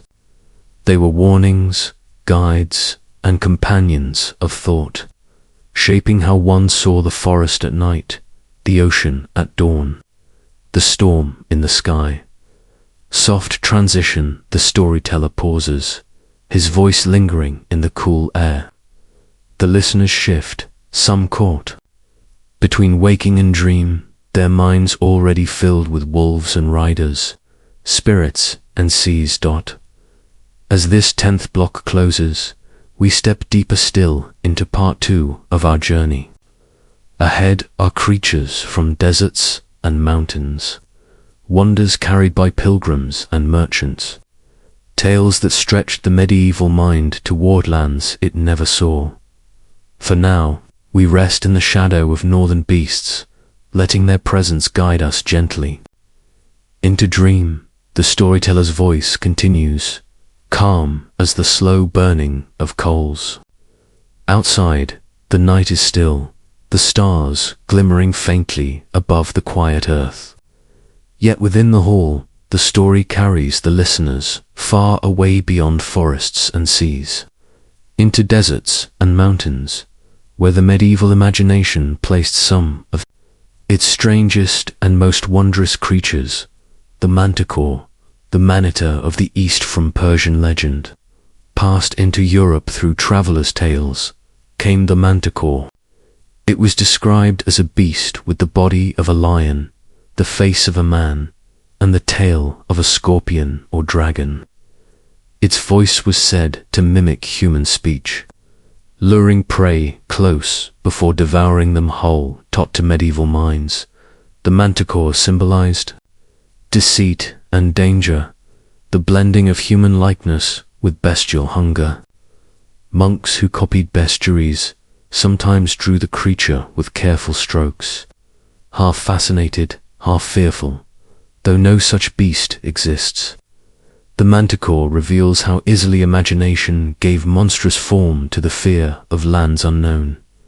Picture a merchant, returning from the east, his voice hushed as he speaks to a crowd by firelight. I saw a beast with a man's face and a lion's strength, he says. The listeners gasp, picturing the manticore prowling desert sands. The ROC of the sands, though we met the ROC in northern seas. In desert tales it returned again. Still, its wings spanning miles, its talons strong enough to snatch camels and men. Pilgrims traveling through Arabia and Persia heard of such birds and brought the stories home, embroidered with wonder. Some medieval scholars believed the ROC was real, placing it in encyclopedias alongside eagles and hawks. Others used it as symbol, proof that creation was vaster than men could know. Imagine crossing a desert at dawn, the horizon endless. Suddenly, a shadow falls across the sand. You look up and the sky is filled with wings, so vast they blot the sun. To the medieval traveler, such a vision was not impossible. It was the very nature of the world's mystery. The griffin of the mountains, the griffin, too, was often tied to deserts and mountains of the east. It was said to guard mines of gold, nesting high on cliffs and tearing apart any Sith who dared to steal its treasures. Travelers whispered that in the far mountains of Scythia, griffins circled endlessly above caves of shining metal, their cries echoing like thunder, perhaps inspired by fossil bones found in rocky lands, or by great eagles glimpsed from afar. The griffin became both symbol and warning. Wealth lay always guarded, and treasure came at a cost. Picture a caravan winding through desert cliffs. The merchants glance upward, fearful, as vast wings stir dust from the rocks above. The griffin watches, golden eyes gleaming, its presence a reminder that the earth itself defends its riches. The camelopard, the giraffe of wonder among gentler marvels, was the giraffe, known in medieval Europe as the camelopard, for it seemed part camel, part leopard, with its long neck and spotted hide. When brought as a gift to kings or popes, the giraffe seemed to belong more to legend than reality. Chroniclers described it in awe, uncertain whether to place it among beasts of nature or myth. To the medieval imagination, it was proof that the world contained wonders, both benign and strange, creatures whose very form seemed miraculous. Imagine a medieval court where nobles gather to see the tall beast. Children laugh as it bends its long neck to nibble leaves, while scholars debate whether it is a new creation altogether. To them, the camelopard is not simply an animal, it is a marvel of God's artistry. The dragon of the desert no land was complete without dragons. In the deserts, dragons were said to rise from caves, vast and serpent-like, their breath hot as the sun. Pilgrims returning from the Holy Land spoke of such beasts, describing them as guardians of wells or mountains, though in truth they were likely snakes or crocodiles magnified by fear. Their presence in desert tales made the wasteland seem alive. With hidden peril, the desert dragon became a symbol of trial, the soul wandering through a barren land, facing its fiercest enemy before finding water and rest. Picture a pilgrim walking alone across sand, the sun blazing. Suddenly, in the shimmering heat, he sees a dark form coil and rise, its scales glistening. He falls to his knees, whispering prayers. To him, the desert dragon is as real as the thirst in his throat. Gentle weaving of the block, the manticore with its human face, the ROC of endless wings, the griffin guarding gold, the camelopard of wonder, and the desert dragon, all of these show how the medieval imagination clothed the unknown with story. To those who stayed at home, these tales were both warning and marvel. To those who traveled, they were reminders that the earth stretched beyond sight, alive with mysteries both terrifying and beautiful. Soft transition, the storyteller's voice drifts lower, like wind across distant dunes. The listeners close their eyes, seeing deserts stretch before them, mountains gleaming with treasure, skies filled with wings. As this 11th block closes, we step further into part 2, ready to wander into yet stranger tales. Beasts said to live in rivers, mountains, and hidden valleys of the world. Creatures of water and stone, half real, half dream. For now, let the manticore, the ROC, the griffin, the camelopard, and the desert dragon move softly through the imagination, like shadows across sand under a silver moon. The storyteller's voice is soft as falling snow, carrying the listeners deeper into dream. The hall is nearly silent now. Only the faint crackle of the fire remains, mingling with the hush of breath from those who drift between waking and sleep. This is the last telling of the first chunk of part 2, closing circle of marvels drawn from rivers, mountains, and the hidden folds of the world. The Nukkalevi, the demon horse of the sea from the cold isles of the north, came a tale of dread. The Nukkalevi, a horse-like demon that rose from the sea. Its body was said to be skinless, its muscles raw, its breath poisonous, and its rider fused grotesquely to its back. Fishermen and villagers whispered of its presence on stormy nights. Crops failed, cattle sickened, and seas turned violent wherever it passed. Only fresh water could stop it, for the creature of salt feared the purity of the river. Though born of northern folklore, such tales seeped into the broader medieval imagination, reminding listeners that the sea was never empty but haunted by shadows unseen. Picture a lonely shore, waves crashing under a storm-dark sky. A villager glimpses a shape emerging half horse, half man, dripping with seawater, its breath steaming. He flees, crossing a river in terror. Behind him, the beast halts, unable to follow. The salamander of stone, we have met the salamander of fire. But there was another version in medieval lore, the salamander of stone. It was said to dwell within marble and rock, only revealed when flames licked the stone and drove it out. Some believed this creature could withstand any heat, living within the heart of mountains, unseen until disaster cracked the earth. It became a symbol of endurance, of hidden truths dwelling within what seemed lifeless. Perhaps the story grew from miners who found strange creatures in rocks, or from sparks leaping unexpectedly from stone. Yet for medieval thinkers, the salamander of stone proved that creation was alive in ways unseen. Imagine a quarryman striking his chisel against marble. A spark leaps, and for an instant, he swears he sees something move within the rocker, lizard-like form, vanishing as quickly as it appeared. For him, the legend is alive.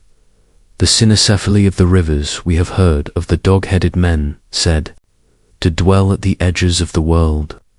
Some versions place them not only in deserts, but along great rivers, where they fished and hunted. Missionary tales described encounters with these tribes, some savage, others strangely noble. To medieval listeners, the cynocephaly were both threat and fascination, half human, half beast, straddling the line between familiar and alien, perhaps inspired by mistranslations or distant sightings of masked hunters. Their presence on maps and in sermons gave them enduring weight. Picture a medieval traveler crossing a wide river by raft. On the far shore, he sees figures waiting tall, armed, their heads shaped like hounds. He cannot tell if they watch in welcome or in warning. The river carries him onward, but the memory lingers, the valley of the worms in mountainous lands. Legends told of valleys crawling with monstrous worm serpents, so numerous that no man could cross without being devoured. Some tales described knights who tried only to be swallowed by coils that rose like walls. Others spoke of valleys so infested that even birds would not fly above them. These stories often symbolize danger beyond human reach, places marked on maps, not with detail, but with warning. To medieval listeners, the Valley of the Worms was a reminder that some lands were never meant for mortal steps. Imagine a medieval mapmaker, his quill tracing mountains at the edge of the world. In one valley, he paints a mass of coiling shapes, each mouth open in silent roar. To him, it is both decoration and truth, a sign that here, mystery reigns. The questing beast among the most curious of Arthurian legends was the questing beast, a creature with the head of a serpent, the body of a leopard, the haunches of a lion, and the feet of a deer. Its cry was said to sound like a pack of barking hounds. Knights who heard its call knew they were destined to chase it, for it was a beast bound to quest, forever leading hunters onward.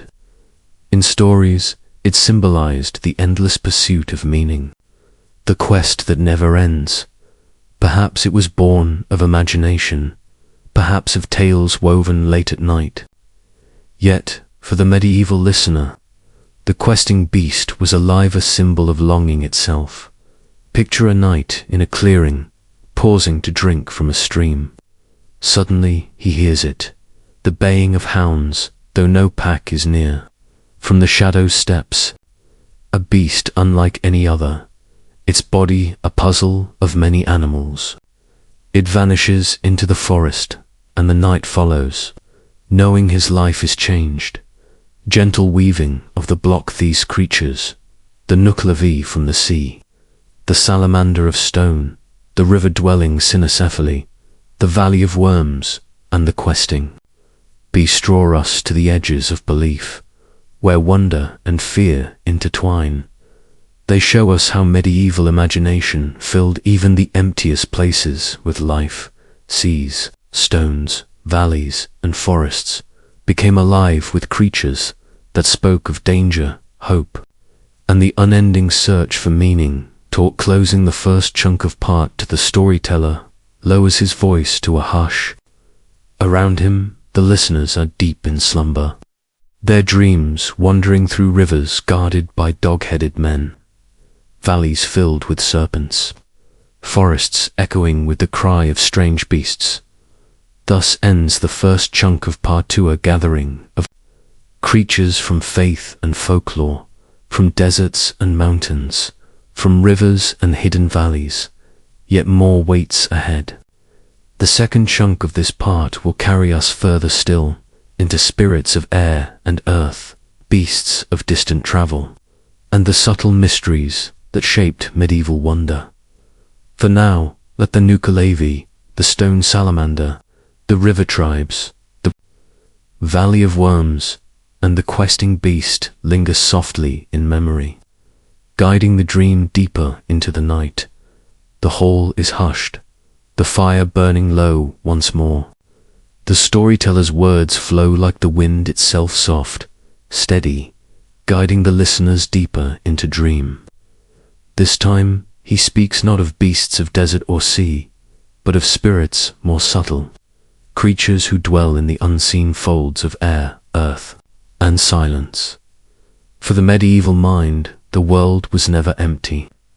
Every shadow, every gust of wind, every stone in the forest might hide a presence. To live in that world was to live surrounded by whispers, some gentle, some frightening, all alive. The sylph spirits of the air. Medieval folklore sometimes spoke of airy beings, spirits of wind and sky, unseen yet felt in every breeze. Though later named sylphs in Renaissance lore, their presence was already part of earlier belief. Beings who stirred leaves, carried scents, and whispered in gusts of storm to villagers. Sudden winds might mean such spirits were near, watching, unseen. They were not demons, nor angels, but something between, guardians or tricksters, depending on the tale. Imagine a medieval traveler walking a lonely road. The wind rises suddenly, tugging at his cloak. He feels eyes upon him, though no one is near. To him it is no mere breeze, but a sylph passing by, unseen yet close. The kobold spirits beneath the earth, in the mines and caverns of Europe, workers, told of kobold, small, shadowy figures who lived beneath the ground. Sometimes they were helpful, guiding miners to veins of silver. Other times they were cruel, causing collapses or filling tunnels with poisonous gas. To miners who worked in perilous darkness, kobolds were not fancy but explanation. Every creak of stone, every sudden collapse was their doing, though feared. Kobolds were also respected. Offerings of bread or ale were left in tunnels, small acts of appeasement to those who shared the earth. Picture a miner deep in a shaft, his lamp flickering. He hears faint footsteps, too small for men. A stone falls, though no one touched it. He whispers a prayer and leaves a crumb of bread on the rock. The kobolds have passed. The brownies and helpful spirits not, all spirits of earth were feared. In some villages, tales told of brownie small, kindly beings who lived quietly in homes or barns. At night, they might finish chores left undone, sweeping, mending, tending animals, but they were easily offended. If offered thanks, they would vanish forever. If insulted, they could turn mischievous. Still, most villagers welcomed them, leaving out bowls of milk or bits of bread in gratitude. For medieval listeners, brownies reflected a deeper truth, the sense that kindness, even unseen, moved silently through the world. Imagine a medieval cottage before dawn. A family wakes to find the floor swept, the tools neatly placed, the work already begun. They say nothing aloud, but quietly leave milk by the door. Somewhere in the shadows, a brownie smiles. The willow, the wisps, scrowcross, marshes and fens, travellers, sometimes saw faint lights dancing in the night. These were called will-o'-the-wisps, said to be spirits luring the unwary into bogs. To the medieval imagination, they were the souls of the restless dead, or mischievous fairies carrying lanterns. Some thought they were demons, others that they were warnings. The lights were realcosed by gases rising from marshes, glowing faintly in the dark. Yet science mattered little beside story. For villagers, the lights were alive, guiding or deceiving depending on their nature. Picture a pilgrim crossing a marsh at night. A faint glow appears ahead, bobbing gently. He follows, believing it a lantern, until the ground grows soft and the water rises. He turns back just in time. The wisp vanishes into mist. The dwarves of the mountains in northern Europe, mountains, were said to be home to dwarves, small but powerful beings, masters of stone and metal. They forged weapons of unmatched strength, crafted jewels of fire and light, and guarded treasures deep within caverns. To medieval listeners, dwarves were both allies and threats. Some aided heroes with gifts, others cursed men with greed and envy. Their presence reminded all that the earth's riches came at a price. Perhaps inspired by the sight of miners and smiths at work, or by the gleam of oars in dark tunnels, the stories gave these figures life. Imagine a knight carrying a sword, said to be forged by dwarves. Its blade gleams strangely in moonlight, as though fire still lived within the steel. To him, the weapon is more than metal. It is the work of beings half hidden from mortal sight. Gentle weaving of the block these spirits to sylphs of air, the kobolds of earth, the brownies of home, the marshlit wisps, and the dwarves of the mountains show us how the medieval imagination filled every element with presence. Air, stone, fire, and water were never empty. They were alive with watchers, helpers, and deceivers, shaping how people moved through their world. Soft transition, the storyteller lowers his voice, as though speaking directly into the dreams of those who listen.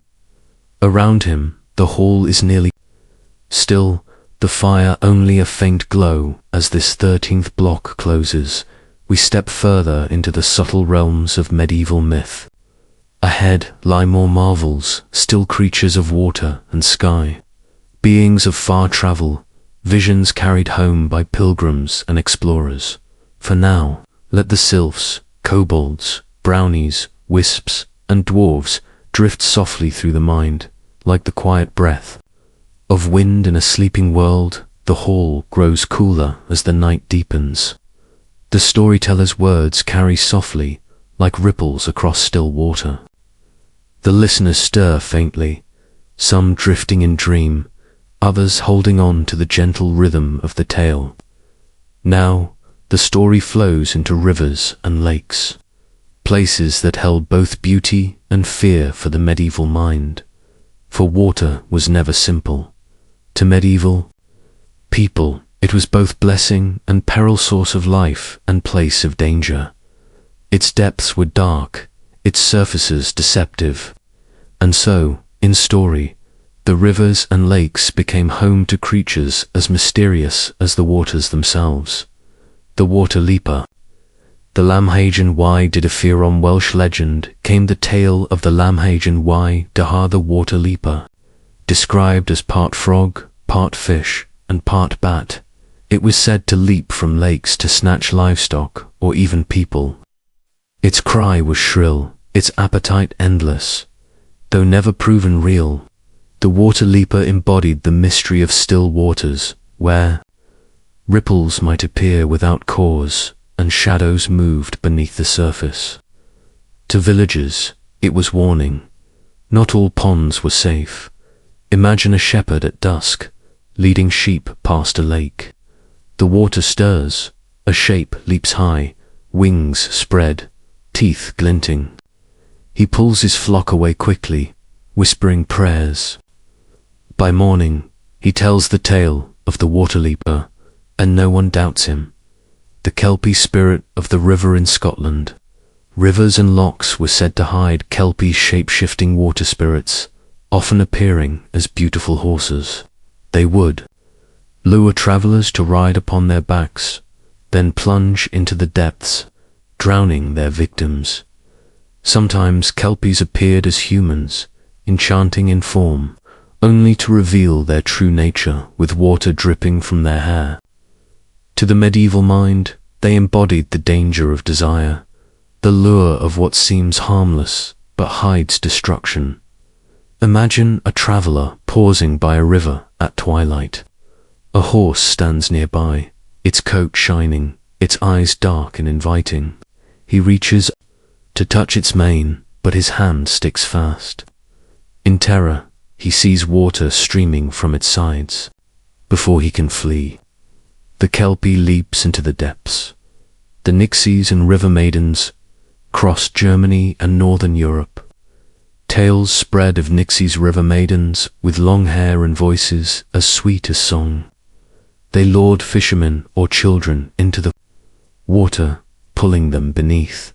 Yet not all Nixies were cruel.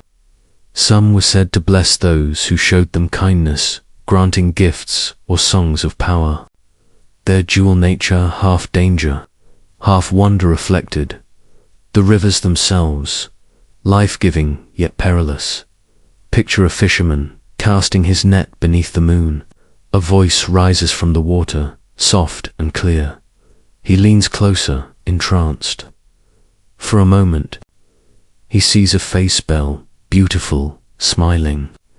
Then the river swallows the vision, leaving only ripples behind. The lake serpents like the seas.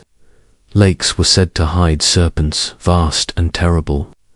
Chronicles told of creatures with long necks, scales, shining eyes bright as lanterns. In Scotland, stories of such lake serpents lingered long, becoming ancestors to modern tales like that of Loch Ness. For medieval people, such creatures explained the unease of dark waters. A ripple with no cause, a sudden splash surely, something enormous stirred beneath dot. Imagine a still lake in morning fog. A knight on horseback watches the surface. Suddenly, a long neck rises, glistening with water, eyes fixed upon him. Then, with a crash, it vanishes, leaving the lake quiet as before. The knight crosses himself quickly. The saintly fishers, not all. Water creatures were dark. Some stories told of holy fish that lived in sacred wells and rivers. In Ireland and England, wells dedicated to saints were said to contain fish that could never be caught. To harm them was to invite misfortune. These saintly creatures embodied the sacredness of water itself. Springs and wells were not just natural, but holy, and their guardians swam silently beneath. Imagine a pilgrim kneeling at a holy well, tossing in a coin. A ripple stirs, and for an instant a pale fish glides beneath the surface, its scales glowing faintly.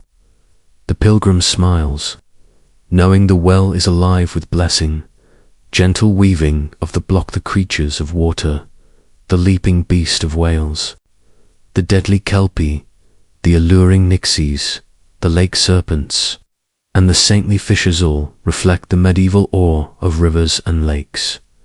They were not only places to drink or fish, but thresholds, mystical spaces where the ordinary met the unseen. To live near water was to live near mystery, with stories flowing as endlessly as the streams themselves.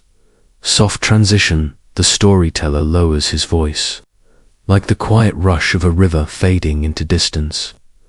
The listeners drift deeper into slumber, their dreams filled with kelpies and nixies, serpents and holy wells.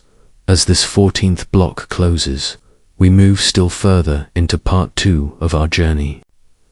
Ahead are tales of creatures tied to mountains and skies, giant birds, storm spirits, and beasts that blurred the line between myth and miracle.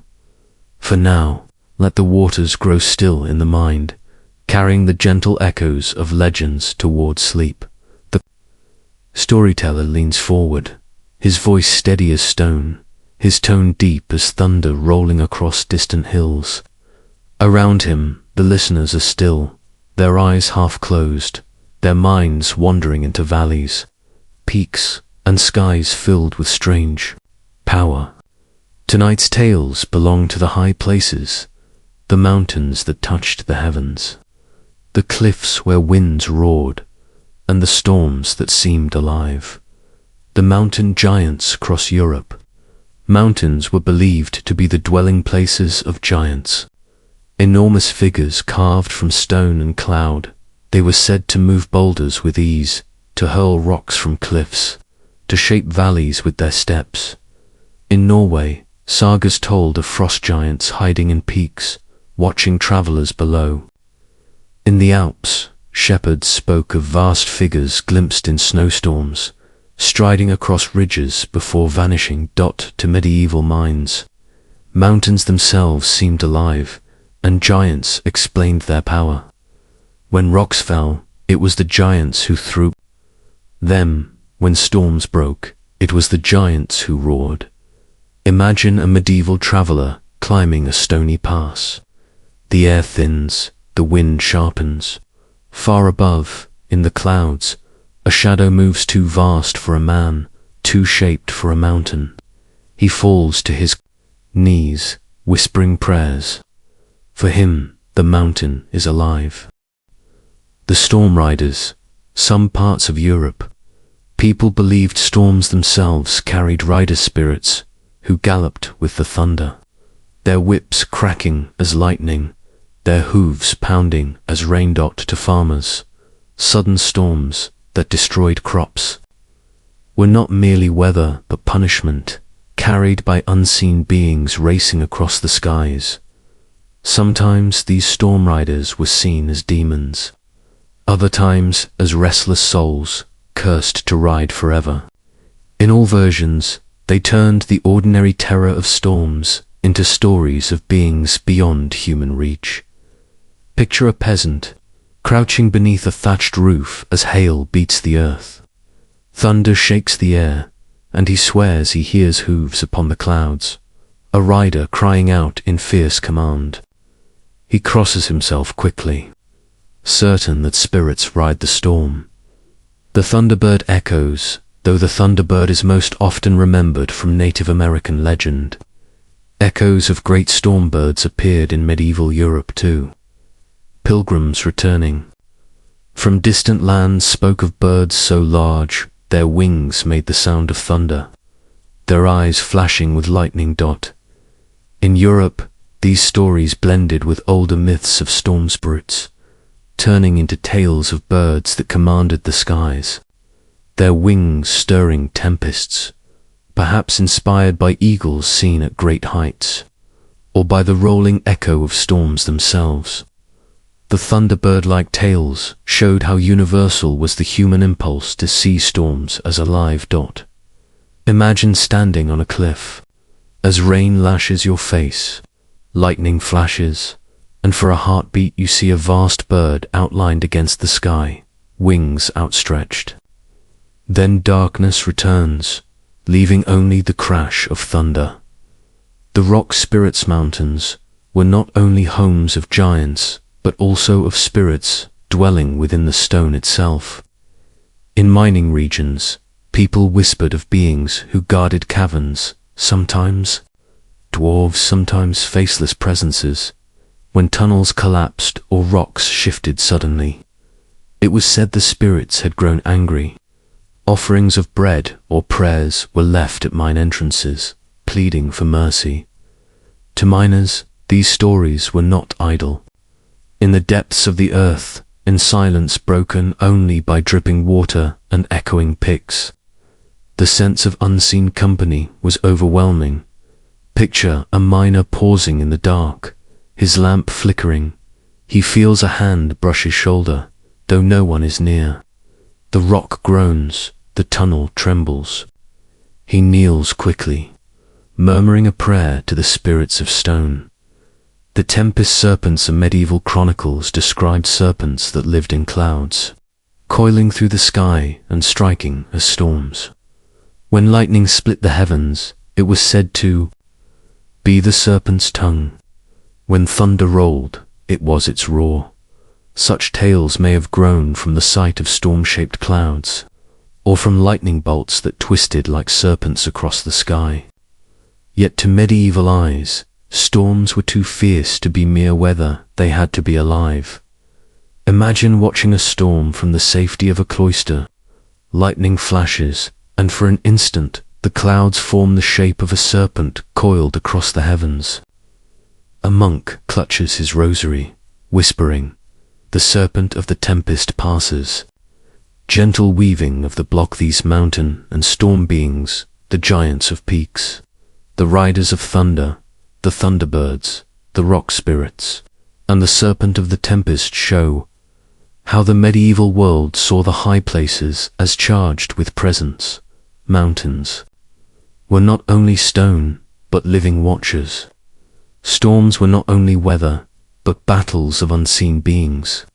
For the medieval listener, every clap of thunder, every shadow in the clouds, was another voice in creation's great chorus. Soft transition. Storyteller lets his voice fall low, like thunder fading across distant hills.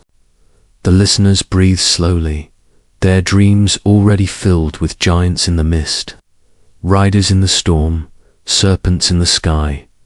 As this 15th block closes, the tale moves gently onward. Soon, we will wander into creatures of far-off lands, brought home by travelers and pilgrims, beings that blurred the line between truth and fable. For now, let the mountains stand tall in the imagination, their peaks veiled in clouds, their giants watching still. Let the storms roll softly in the mind, alive with wings and serpents, guiding dreamers deeper into the night. The unicorn of the East. Though the unicorn was known in Europe, travelers from the East brought new stories of it. Some described it not as a graceful white horse, but as a fierce beast like a wild ass with a single black horn. Untamable and violent dot to medieval minds, this only deepened the unicorn's mystery. Was it a symbol of purity, captured only by a virgin's touch? Or was it a beast of power, roaming deserts beyond reach? Both images survived, showing how travel reshaped myth. Picture a crusader returning home, his armor worn, his eyes weary. Around the fire, he tells of a horned beast, seen in the east, swift as wind, fierce as fire. His listeners lean forward, imagining the unicorn anew. The elephant with the tower merchants returning from the east also spoke of elephants, but with wonder they described them as beasts carrying wooden towers upon their backs, filled with soldiers. To Europeans, this seemed like myth, a beast so vast it could bear a fortress. Yet it was true, war elephants carried howdahs into battle. To medieval minds, the image blurred the line between nature and legend. Imagine a villager hearing of this for the first time. He pictures not only a giant beast, but a moving castle striding across deserts. To him, it is as marvelous as any. Dragon, the crocodile, the desert dragon. From travelers in Egypt came tales of the crocodile. A beast so strange it seemed otherworldly, with jaws that could crush, eyes that glowed above water, and a body half hidden in the Nile. It was described as both dragon and fish. To many in Europe, the crocodile was less an animal than a living monster. Some claimed it wept before devouring men, giving rise to the phrase crocodile tears. Picture a pilgrim by the Nile, watching a dark shape glide beneath the surface. Suddenly, a jaw snaps, water splashes, and the beast vanishes with its prey. When he returns to Europe, his tale is filled with awe and terror. The giraffe, again the camelopard, in courts when giraffes were brought to Europe. They became wonders of courtly display. Pilgrims described them as peaceful, gentle creatures, bending like serpents, yet spotted like leopards. In some minds, the giraffe seemed a miracle, proof that God's creation stretched beyond imagination. Chroniclers wrote of them in the same pages as phoenixes and griffins, uncertain whether they belonged to nature or myth. Imagine a royal court where nobles gather, marveling at the tall beast as it lowers its head to nibble fruit from a child's hand. To them, the camelopard is living proof of distant marvels. The phoenix of the east. From travelers to Arabia came renewed tales of the phoenix. They spoke of a bird that built a nest of spices and set itself aflame, rising anew from its ashes. Some said it appeared only once every 500 years. In lands where the sun burned fiercest, for medieval minds, the phoenix was not only a story but a hope carried from far horizons. It was both natural marvel and holy symbol, proof that life itself could rise again. Picture a weary pilgrim reaching home after years abroad. He speaks of seeing smoke rising over desert sands, of hearing a bird's cry like fire. His listeners nod in silence, believing they have glimpsed eternity through his words. Gentle weaving of the block these creatures, the unicorn fierce, the elephant with its tower, the dragon-like crocodile, the gentle giraffe, and the eternal phoenix show how travel reshaped the medieval bestiary. Each story carried fragments of truth, embroidered with wonder, until beasts of nature became myths, and myths became truths. Closing part 2, the storyteller's voice softens a final note of the second part. Around him, the hall is silent, filled with sleeping figures. Their dreams wander among elephants bearing castles, crocodiles of the Nile, phoenixes burning in desert fire. Thus ends part 2 of our journey. From angels and demons to dwarves and brownies, from desert manticores to river kelpies, from northern giants to eastern elephants, the medieval imagination has shown us a world, alive with presence, shaped by faith, fear, and wonder. The story will continue. Part 3 awaits, where more myths walk, creatures of transformation, of night and dream, of miracles and shadows. For now, let us rest, carried into sleep by the wings of phoenixes and the whisper of rivers, the fire burning low as the night grows deep. The werewolf, man, and beasts perhaps, no tale of transformation was more enduring than that of the werewolf. Across Europe, stories told of men who shed their human skin and roamed as wolves by moonlight. Some said it was a curse, others that it was chosen through dark pacts or magical salves. To villagers, The werewolf embodied fear of the wild, the thought that the man next door might by night become a predator. Yet in some tales, werewolves were not evil, but tragic. Men trapped in forms they could not escape. The church often used the story as warning. Sin transforms man into beast. Yet even so, the werewolf endured, walking silently through forest. And legend, imagine a medieval village where livestock vanish by moonlight. A hunter swears he saw a wolf standing like a man, its eyes strangely familiar. Whispers spread, and suspicion falls on a neighbor. Fear grows, not only of the wolf, but of what it means that man himself can wear the mask of beast. The swan maidens in softer tales, transformation belonged not to terror but to wonder. Stories told of maidens who could transform into swans, donning feathered cloaks to take flight across the sky. A knight who stole such a cloak might bind a swan maiden to his side, yet if she found it again, she would vanish forever into the air. These tales, told in villages and courts alike, spoke of longing, love, and lost the fleeting beauty of what cannot be held. Perhaps inspired by the grace of swans gliding across lakes, or by old pagan stories of sky spirits, the legend endured. As a bittersweet reminder, not all love is meant to last. Picture a knight walking by a moonlit lake.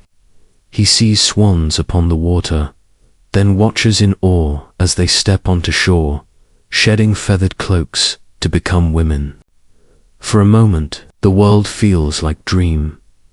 The Sil people, Selkis from the northern coasts, came stories of Selkis seals who could shed their skins to walk upon land as men or women. Like swan maidens, they lived between worlds, drawn both to sea and to shore. Some tales told of fishermen who hid selkie skins, binding the creatures to marriage. Yet the longing of the sea was always stronger, and in the end the selkie would find its skin again, vanishing into the waves. For medieval minds, selkies embodied the pull of two lives, the sorrow of belonging to two worlds, but fully to neither. Imagine a fisherman who wakes to find his wife gazing at the tide, tears upon her cheeks. She has found her skin hidden long ago. He watches silently as she walks into the waves, transforms, and vanishes beneath the sea, leaving only foam behind. The hedge wizards, shapeshifters of the woods in villages. People sometimes whispered of cunning folk or hedge wizards, men and women who could change their forms at will. They became hares, cats, or birds, slipping unseen into barns, fields, or skies. Accused of witchcraft, such figures were both feared and sought. Some believed they could heal, others that they cursed. Their shape-shifting became a symbol of the fear of sorcery, the unsettling sense that those who walked among you might be something else entirely. Picture a farmer who sees a hare stealing from his garden. He strikes it with a stone, only to find the next day that his neighbor limps, wounded in the same place. For him, the truth is clear. The hare and the neighbor are one. The dreamwalkers and tales spoke of people who left their bodies behind, in sleep, wandering as animals or spirits by night. They were called dreamwalkers, souls who roamed while the body lay still, to medieval minds. Such wanderers were dangerous, for they might harm others in their unseen form. Yet they were also symbols of mystery, the idea that dreams were not illusions, but journeys of the soul, perhaps inspired by the strange stillness of sleepers or the vividness of dreams. The legend gave weight to what all people experienced. Each night, the sense of leaving one's body behind. Imagine a villager waking at dawn, pale and weak. His neighbors whisper that his spirit was seen wandering the hills, a glowing form moving silently in the dark. To them, it is proof that dreams are real. Gentle weaving of the block, the creatures of transformation, the werewolves, swan maidens, selkies, hedge wizards, and dreamwalkers show how the medieval world wrestled with the mystery of change. They spoke of fear and desire, of longing and loss, of the fragile line between what is and what might be. For listeners, these tales were more than entertainment, they were reflections of the deepest truths of human life. Soft transition, the storyteller lowers his voice, his words like twilight settling over the land. Around him, the listeners rest, their dreams already filled with wolves by moonlight. Swans on silver lakes, seals slipping into the sea dot. As this 17th block closes, we step further into part 3. Ahead lie more creatures still, beings of night and shadow, ghosts and spirits, marvels that haunt the dark hours before dawn. For now, let us rest in the quiet of twilight, where men may be beasts, swans may be maidens, and dreams may carry the soul into unknown places. The fire in the great hall burns lower, its glow faint and red. Outside, the night has deepened. The stars are veiled by drifting clouds. The storyteller speaks more softly now, his tone carrying the hush of midnight itself. This block belongs to the beings who thrive in darkness, creatures of shadow, of the night air, of whispers that slip through sleeping villages.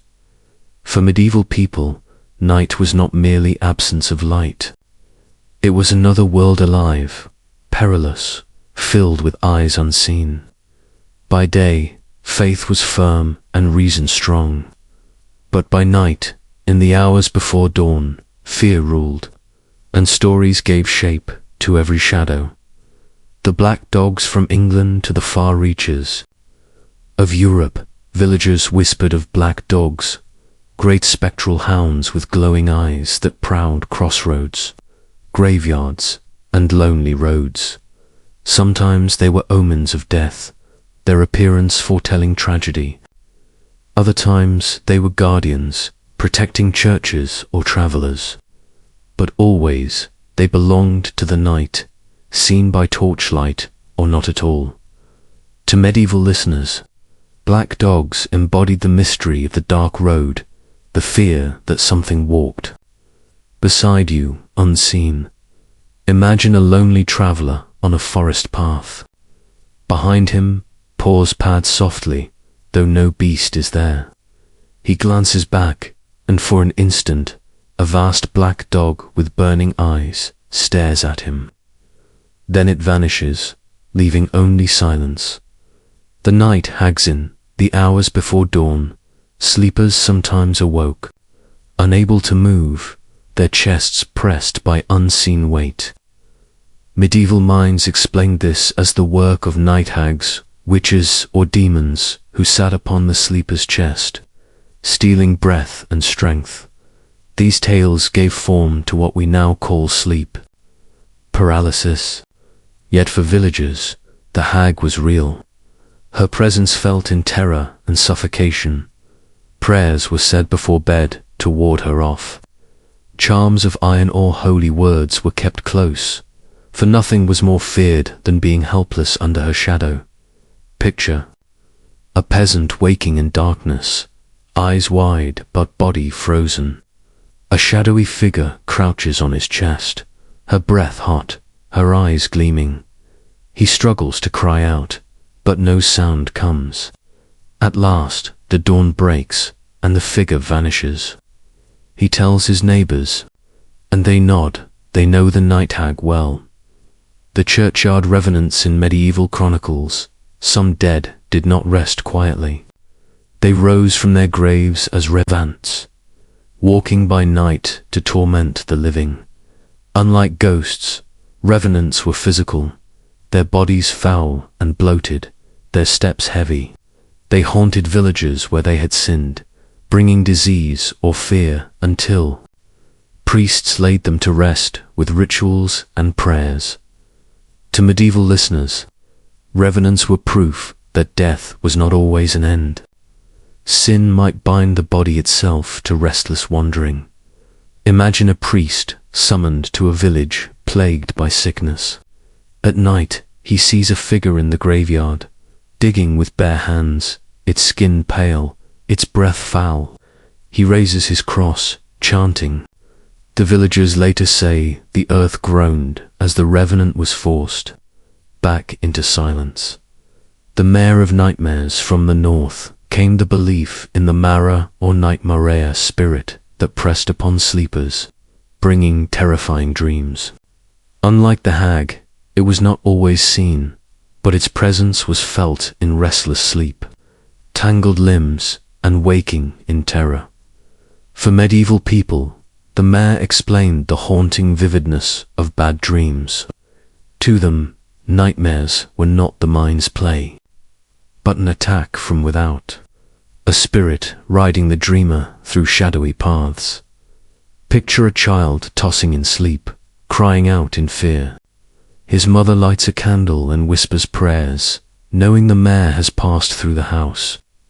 In the morning, she leaves protective herbs by the door, hoping to keep the spirit away.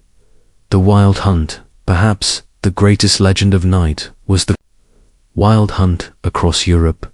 Tales spoke of ghostly riders sweeping through the skies at midnight, their hounds baying, their horns echoing. To see the hunt was to invite disaster, for the riders carried away souls or foretold plague and war.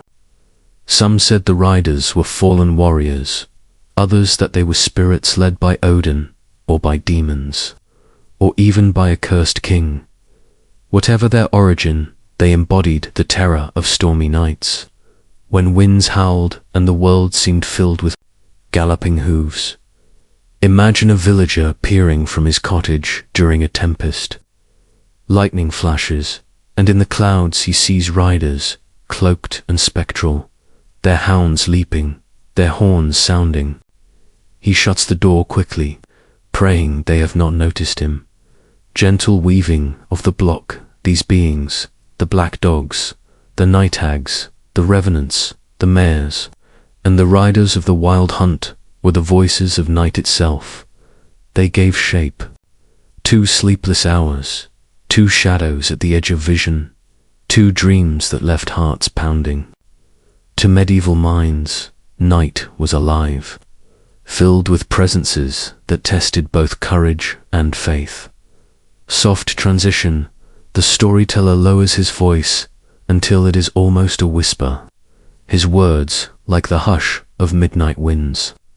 Around him, the listeners drift deeper into slumber, their dreams haunted by glowing eyes, stormy riders, and unseen hags.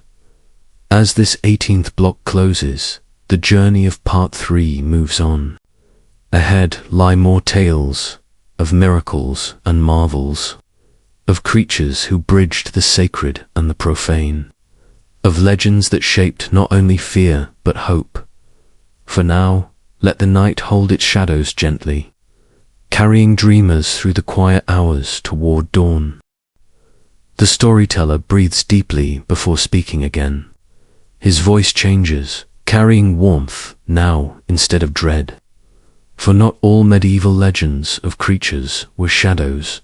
Many were woven with light, with awe, with the promise that even in a fearful world, marvels of hope and wonder could be found. This block belongs to the miraculous beasts, the ones who blurred the line between nature and holy vision, between creation and divine sin. They were not merely animals, nor simply myths. They were symbols, embodiments of hope, of faith, of the eternal mystery that guided medieval hearts. The griffin guardian of gold, half eagle, half lion, the griffin was one of the most enduring creatures of medieval imagination. Its wings beat with the majesty of the skies. Its claws struck with the strength of lions. Travelers swore it guarded treasures in distant mountains, building nests of gold and battling dragons who threatened its domain. To the medieval listener, the griffin was both real and symbolic, its dual form, a blend of king of the beasts and king of the birds. Church writers saw it as a symbol of Christ, strength and divinity joined, watching over hidden treasures of the soul. Imagine a pilgrim pausing at a monastery where murals show griffins battling serpents. In the flicker of candlelight, he feels not only awe, but reassurance. The such guardians watch over creation, the pelican of sacrifice among the most moving of medieval symbols was the pelican. It was believed that in famine, the pelican would wound its own breasts, feeding its young with its blood. Though based on misunderstanding of the bird's feeding habits, the image became a powerful emblem of sacrifice and love.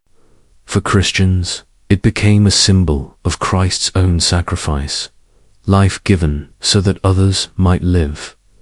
Imagine a mother in a dark chapel, gazing at a painted pelican tearing its breast to feed its chicks. She feels her heart stir with both sorrow and hope, knowing the symbol is a story of divine love. The phoenix of renewal, the phoenix, already whispered of in earlier tales, lived also as a miracle in Christian imagination. Each time it rose from ashes, it reminded believers of resurrection, of eternal life granted through faith. Chroniclers wrote of phoenixes not as distant marvels, but as signs of God's work across the earth. To the medieval heart, the bird's fiery rebirth was not fable, but truth written in creation. Imagine monks chanting in a cloister as sunlight streams through stained glass, showing a phoenix aflame. The light glows red and gold across their robes, as though the bird itself is rising among them. The barnacle, ghostly strange tale from medieval bestiaries, spoke of geese that did not hatch from eggs, but grew from barnacles clinging to driftwood. In the sea, when the shells opened, the geese emerged, flapping into the sky. Though impossible, the story was believed for centuries. For some, it solved questions of fasting. If barnacle geese came from the sea, perhaps they could be eaten during Lent like fish. The barnacle goose showed how medieval thought blended observation, error, and wonder into story. Even a common bird became a creature of mystery. Picture a monk standing on a stormy shore, watching driftwood covered in shells. He imagines the geese within, waiting to take flight. To him, it is proof of nature's endless marvels. The lamb of the tree from the east came tales of the vegetable llama plant that grew sheep as fruit. Attached by stems, the lambs grazed the grass around their roots until both lamb and plant withered. Though fantastic, the story spread widely, appearing in medieval bestiaries. For many, it showed how creation was infinite in its variety, blending plant and animal in ways beyond comprehension. Imagine a merchant telling the tale in a market square. I saw it with my own eyes, tree-bearing lambs, tethered by vines, their wool soft as clouds. The listeners gasp, believing the world holds endless wonders still unseen. Gentle weaving of the block, the griffin, the pelican, the phoenix, the barnacle goose, the lamb of the triol. These creatures remind us that medieval imagination was not only filled with fear, but also with marvels that inspired faith, joy, and reverence. They were reminders that the world was miraculous, that every creature carried meaning, that hope could be found in even the strangest forms. Soft transition. Storyteller's voice softens, warm as candlelight. Around him, the listeners rest peacefully, their dreams touched, not by terror, but by wonder visions of griffins guarding treasure, pelicans feeding young, phoenixes rising in flames. As this 19th block closes, part 3 continues its journey. Ahead lie creatures of shadow once more, and spirits of the border between life and death. Yet for now, let hearts rest on the gentle marvels, carried toward dawn by hope itself. The hall is hushed, the firelight now little more than embers. The storyteller's voice falls into a whisper, carrying listeners into the most delicate of realms, the threshold between life and death. For, in medieval imagination, this border was never empty. It was peopled with beings who wandered between worlds, messengers, guardians, warnings. Some were feared, some revered, yet all spoke of the great mystery that bound the living to the departed, the psychopomps, guides of the dead. Though the word was not always spoken in medieval times, the idea of spirit guides was known. Stories told of dark birds, hounds, or angelic figures who appeared at deathbeds to lead souls to their resting place. To villagers, the flutter of wings at a window or the howl of a dog at night was no accident. It was a sign that a soul was about to depart. Imagine a woman watching beside her husband's bed as he breathes his last. A black bird alights on the sill, gazing steadily before flying into the night. To her, it is no mere creature, but the guide of his soul, the Anku, the collector in Brittany. Tales told of the Anku, a figure who drove a cart through villages at night, gathering the souls of the dead. Sometimes he appeared as a tall, skeletal man with a wide-brimmed hat, sometimes as a shadow. His cart creaked, drawn by ghostly horses, and his scythe gleamed in moonlight. The Anku was not cruel, he was inevitable. His presence reminded listeners that death was part of life. A collector who passed through every village in time. Picture a farmer hearing wheels upon the road at midnight. He looks out and sees a shadowy cart, its driver silent, its wheels turning. Without sound, he crosses himself quickly, knowing someone will die before dawn. The white ladies in parts of Europe. Legends told of spectral women dressed in white who appeared near fountains, crossroads, or castle ruins. Some said they were the spirits of women who had died tragically. Others believed they were guardians, warning of danger. The white ladies were neither wholly kind nor wholly cruel. They were reminders of sorrow, of love lost, of fate still weaving its threads. Imagine a knight riding home late. By moonlight, he sees a woman in white standing by a ruined wall. He halts, but when he looks again, she is gone. The next day, he learns of death in his household, the pale riders beyond the wild hunt. Tales also spoke of single spectral riders, who moved silently by night, pale as mist. To meet them was to sense a boundary crossed, for they were not of this world. Sometimes they were seen as souls who could not rest, doomed to ride until released by prayer. Other times they were omens, appearing before plague or battle to medieval minds. The sight of a lone rider at night was no chance, but a vision of the unseen world pressing close. Picture a peasant on a dark road, lantern in hand. A rider passes without sound, horse hooves leaving no print. The lantern flickers, the air chills, and he knows he has seen what should not be seen.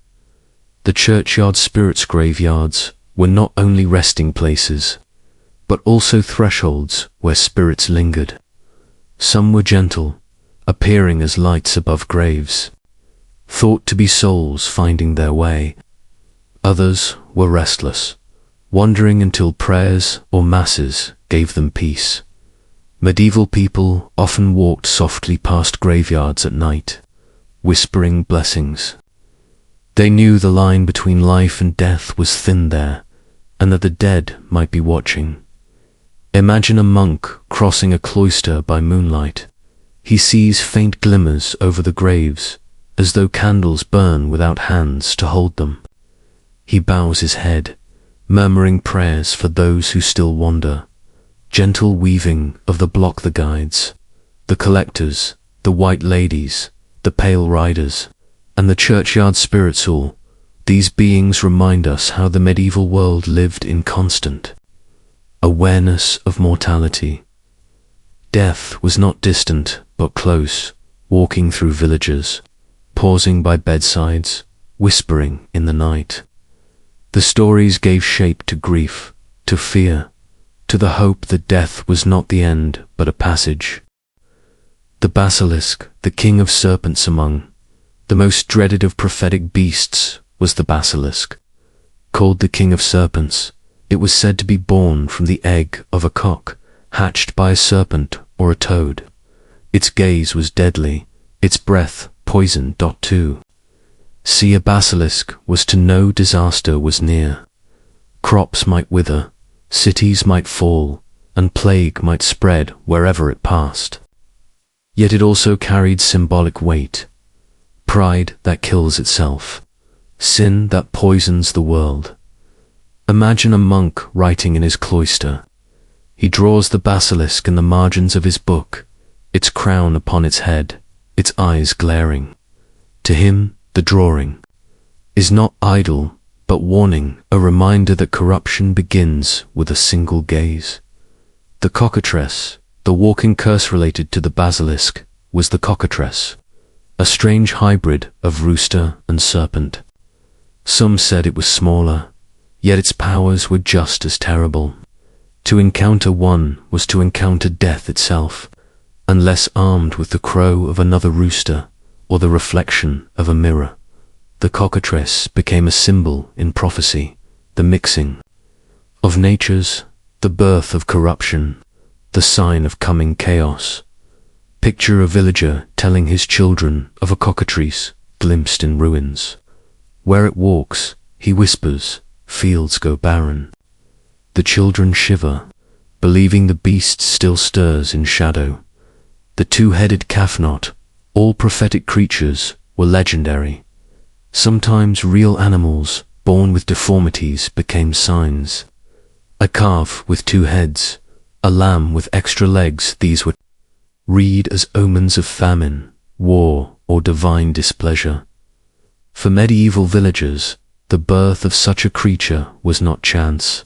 It was a message, a living prophecy written in flesh. Priests were summoned, prayers were said, and the meaning was debated with solemn fear.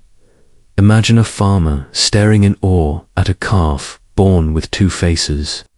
His neighbors gather, whispering that the world itself is shifting. To them, it is more than nature, it is destiny speaking. The birds of prophecy, birds, often carried prophetic weight. Ravens circling above a house might foretell death. Doves landing at a chapel might signal peace. Owls, with their cries in the night, were seen as ill omens, while swallows nesting in a home promised blessing, dotting chronicles. Entire battles were said to have been predicted by flocks of birds moving strangely in the sky. For medieval eyes, the heavens were a book, and birds were its letters. Picture an army marching to war. Above them, ravens gather, cawing harshly. Soldiers glance upward, uneasy. They believe the birds already know the battle's outcome, the beasts of revelation. Medieval prophecy was more powerful than that found in the Bible's revelation. The beasts of many heads and horns, rising from sea and land, filled imaginations with dread and awe. Artists painted them, preachers described them, and listeners trembled at the thought that such beasts were real, waiting to appear at the world's end. For medieval people, the beasts of revelation were not distant metaphors, but living warnings. To them, prophecy meant vigilance, for the creatures of the last days might rise at any moment. Imagine a villager kneeling in church, staring at a wall painting of the beast with 7 heads. To him, it is not only symbol, but future written in monstrous form.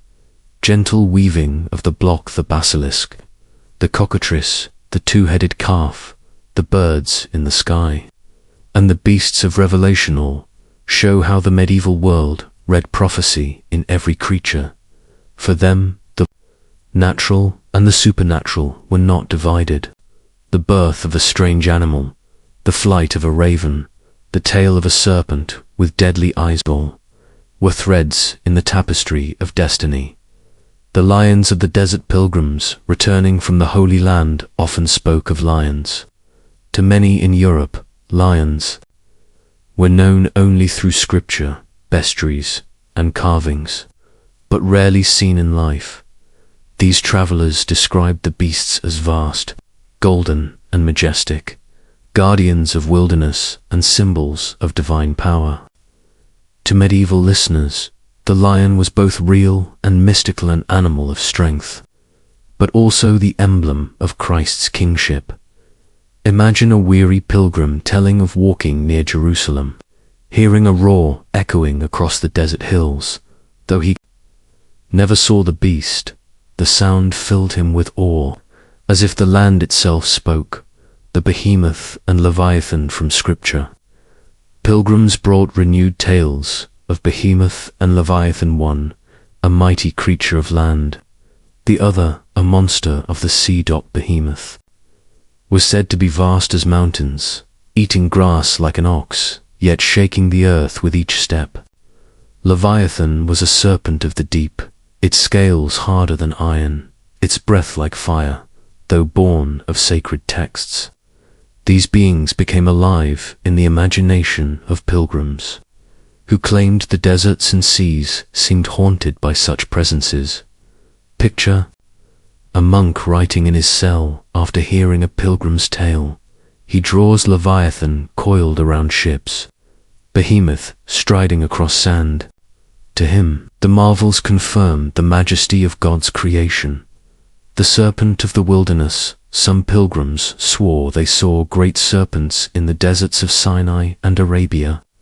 Their bodies shimmered in the heat, and their venom was said to kill with a glance. The book of Numbers itself told of fiery serpents sent against the Israelites, healed only by Moses' bronze serpent. Medieval pilgrims believed those same creatures still lived in the wilderness, reminders of faith and punishment alike. Imagine a pilgrim walking beneath a blazing sun. He glimpses a movement on the sand, a serpent, scales shining like bronze. He falls to his knees, whispering prayers, certain he has seen Scripture alive before him. The holy fish of the Jordan, other tales were gentler. Pilgrims who bathed in the river Jordan spoke of sacred fish that lived in its waters, untouchable and eternal. To harm them was unthinkable, for they were guardians of the river where Christ was baptized. Some said the fish swam near quietly, as though greeting the faithful who entered the stream. Their presence was a living sign of blessing. Picture a pilgrim stepping into the Jordan, the water cool upon weary feet. Small fish gather, circling calmly. He feels their touch and weeps, certain he has been welcomed into holy waters. The guardians of relaxation, some tales. Relics themselves were said to be protected by strange creatures. Pilgrims spoke of shrines guarded by serpents that no man could kill, or by birds who never left the holy place. To the medieval listener, these guardians were not beasts, but signs that holiness itself summoned creation to its defense. Imagine a pilgrim kneeling before a shrine in a far land, hearing the cry of a bird above that never leaves the roof. To him, it is not chance, but miracle. Gentle weaving of the block, the lions of the desert, the behemoth and leviathan, the wilderness serpents, the fish of the Jordan, and the guardians of relaxation. Of these carried the sense that the Holy Land was alive with marvels. For the medieval heart, the creatures were not distractions, but confirmations, proofs that the places of Scripture were still filled with signs of the divine. The whale, That was an island, sailors told of vast whales that floated upon the sea, so large that men mistook them for islands. They would land, build fires, and rest until the beast stirred, plunging into the depths and dragging ship and crew with it.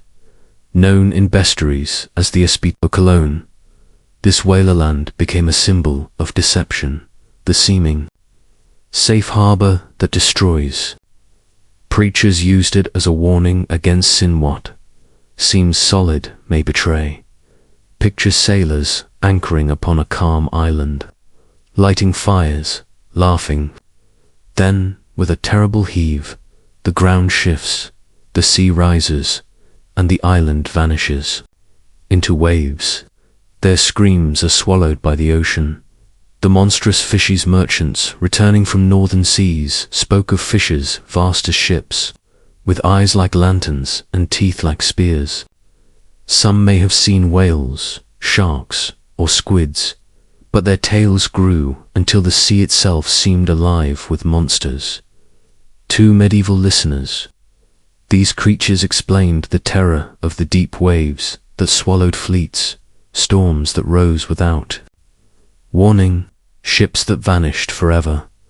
Imagine a sailor staring over the rail as something vast moves beneath the surface only, a dark shadow, but longer than the ship itself. He shivers, convinced that the ocean is full of giants. The ROC, the giant bird from merchants who sailed to the Indian Ocean, came stories of the ROC. A bird so vast it could lift elephants in its talons. Its wings darkened the sun. Its nest was said to cover mountains. Arabian tales of the ROC merged with medieval imagination, turning it into a symbol of exotic wonder. Though no such bird existed, travelers swore they had seen its feathers, its eggs, or bones left upon beaches. Picture a merchant in a crowded European tavern, holding a feather taller than a man. From the farthest seas, he declares. The listeners gasp, certain it belongs to the legendary ROC. The cynocephaly revisited merchants, like pilgrims, often spoke of dog-headed men said to live on distant islands. Unlike the earlier desert tales, these versions placed them upon sea roads, fierce tribes that attacked ships or traded with strange gestures. Though entirely myth, the tales reflected the medieval fascination with the other creatures, human yet bestial, dwelling beyond known maps. Imagine a sailor describing a battle with men who barked like hounds, their faces long and snarling. His audience shudders, picturing islands filled with tribes unlike any seen at home. The mermaid and the siren above all. Sailors told of mermaids and sirens, women of the sea, with voices sweet enough to draw ships onto rocks. Some said they were beautiful, half woman and half fish. Others claimed they were hideous, their beauty only illusion. For medieval listeners, mermaids embodied both allure and peril, the promise of wonder and the certainty of destruction.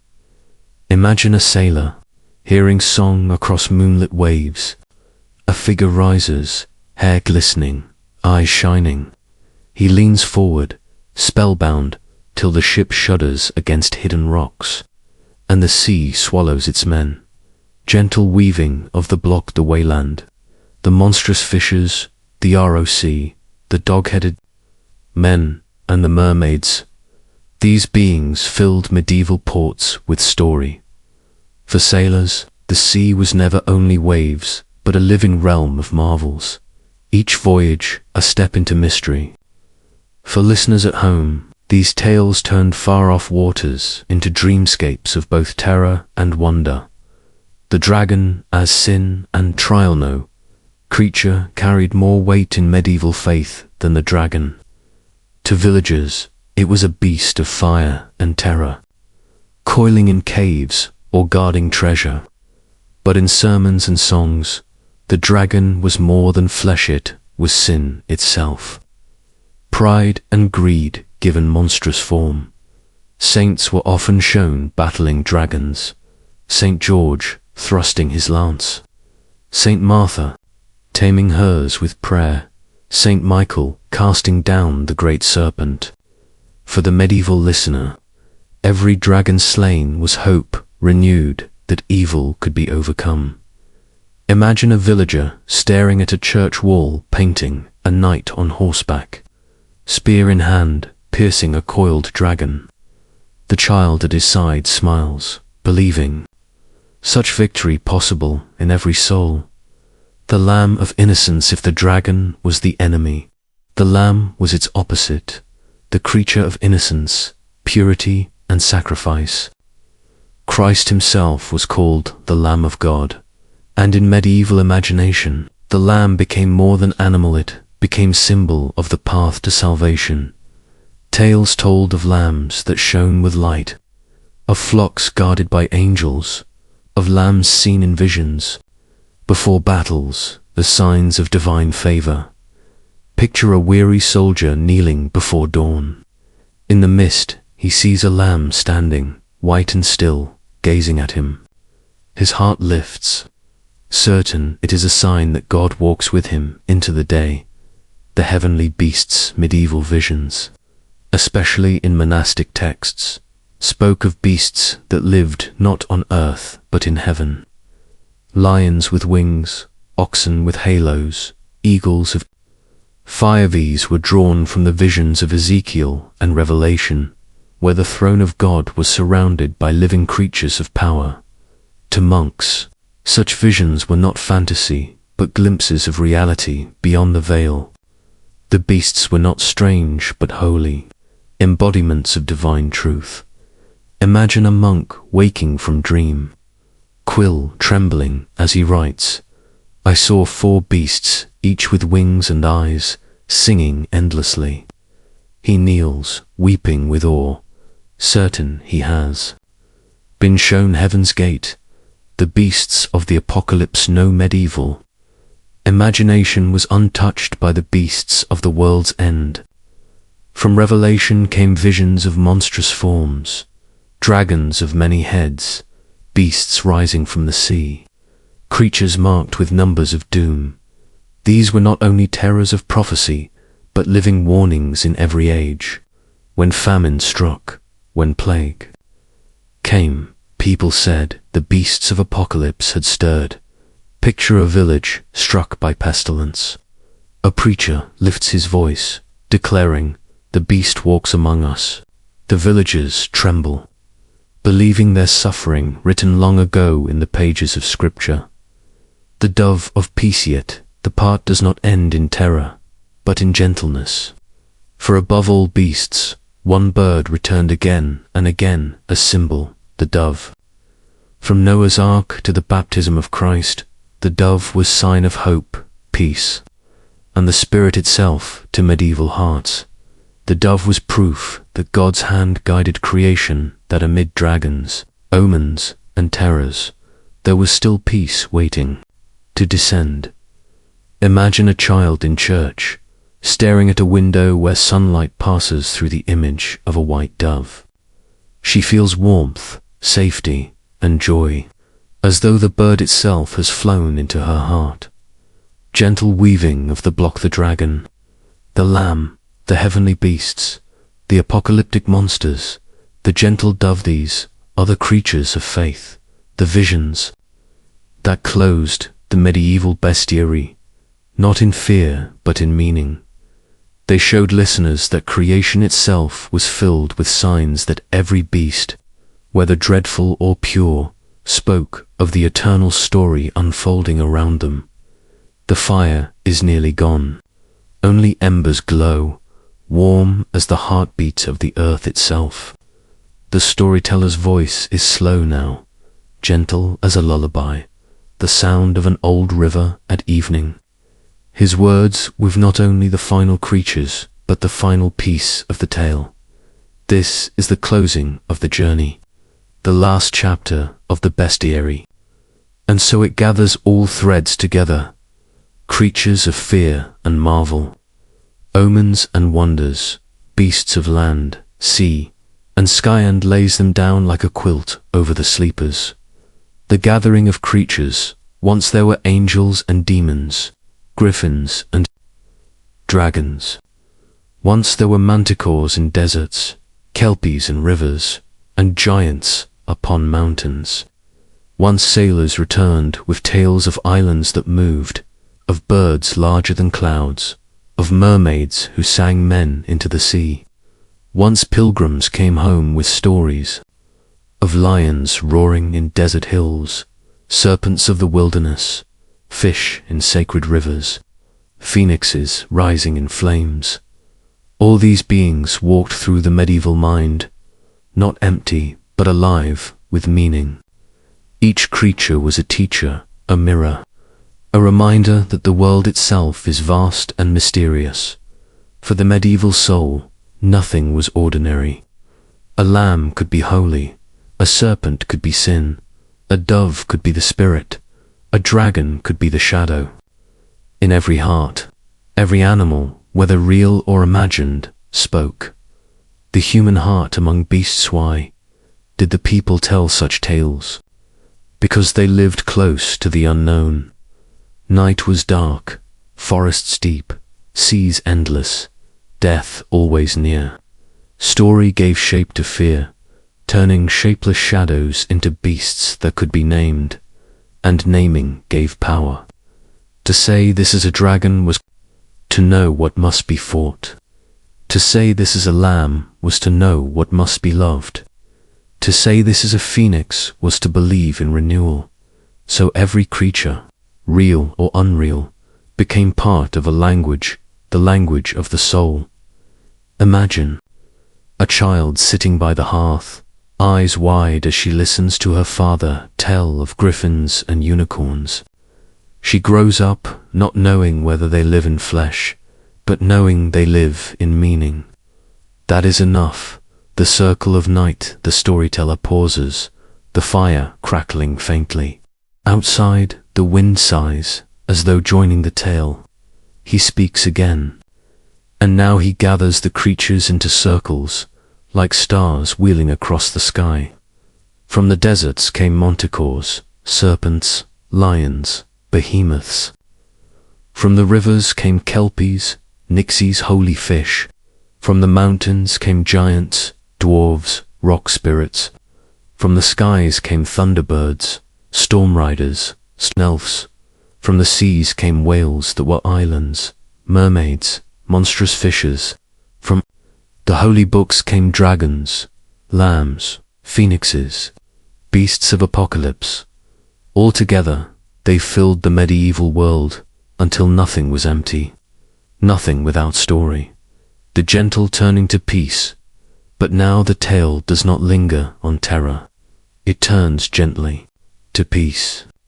For though dragons roar and hags press upon sleepers, the end of the story is not fear but rest.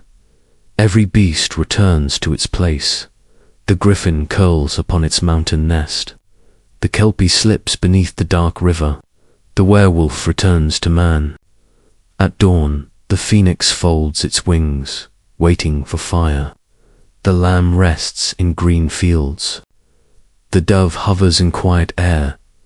And the listeners' children, elders, travelers sleep in safety, knowing the creatures walk only in dreams now. The final creature, dream itself, the storyteller lowers his voice even more. There is one creature left, he says, the greatest of all. It has no body, no face, no claws or wings. It comes to every man and woman each night. It is called Dream. Dream is the final beast of the bestiary. It is gentle. It carries us beyond walls and firesides, beyond fear and hunger. It shapes itself into griffin or lamb, mermaid or dove, depending on what the heart needs. It is the guide, the comforter, the endless phoenix that dies each morning and rises each night. Dream is the creature that never leaves us, the weaving of all. Threads, extended reflection, approximately 2,000 words here. The storyteller takes his time, as though walking slowly through fields of memory. He recalls the black dogs that prowled crossroads at midnight, the brownies who swept cottages in silence, the swan maidens who flew into the sky, the selkies who vanished into the sea, the night hags who pressed upon sleepers, the wild hunt that thundered across clouds, the prophetic birds circling battlefields, the pilgrim's lions roaring in desert hills, the ROC lifting elephants into the sky, the mermaid singing in moonlight, the dove of peace descending like sunlight. Each one is remembered, each one placed carefully in the story's closing chest, like treasures gathered on a long journey. He explains softly, these tales were not about beasts alone. They were about people, about fear, faith, wonder, longing. They were about the fragile human heart, seeking to understand a world vast and full of mystery. The beasts were mirrors, and in their eyes, medieval people saw themselves. The gentle farewell, the fire is nearly gone. The hall is silent. The storyteller's voice is the only sound. Soft as the last whisper before sleep, he says, tonight we have walked with manticores and dragons, with selkies and swan maidens, with phoenixes and doves. We have heard the cries of storm riders and the songs of mermaids. We have watched lambs shining with innocence and beasts of prophecy rising from the sea. All of them were real, not in flesh perhaps, but in meaning.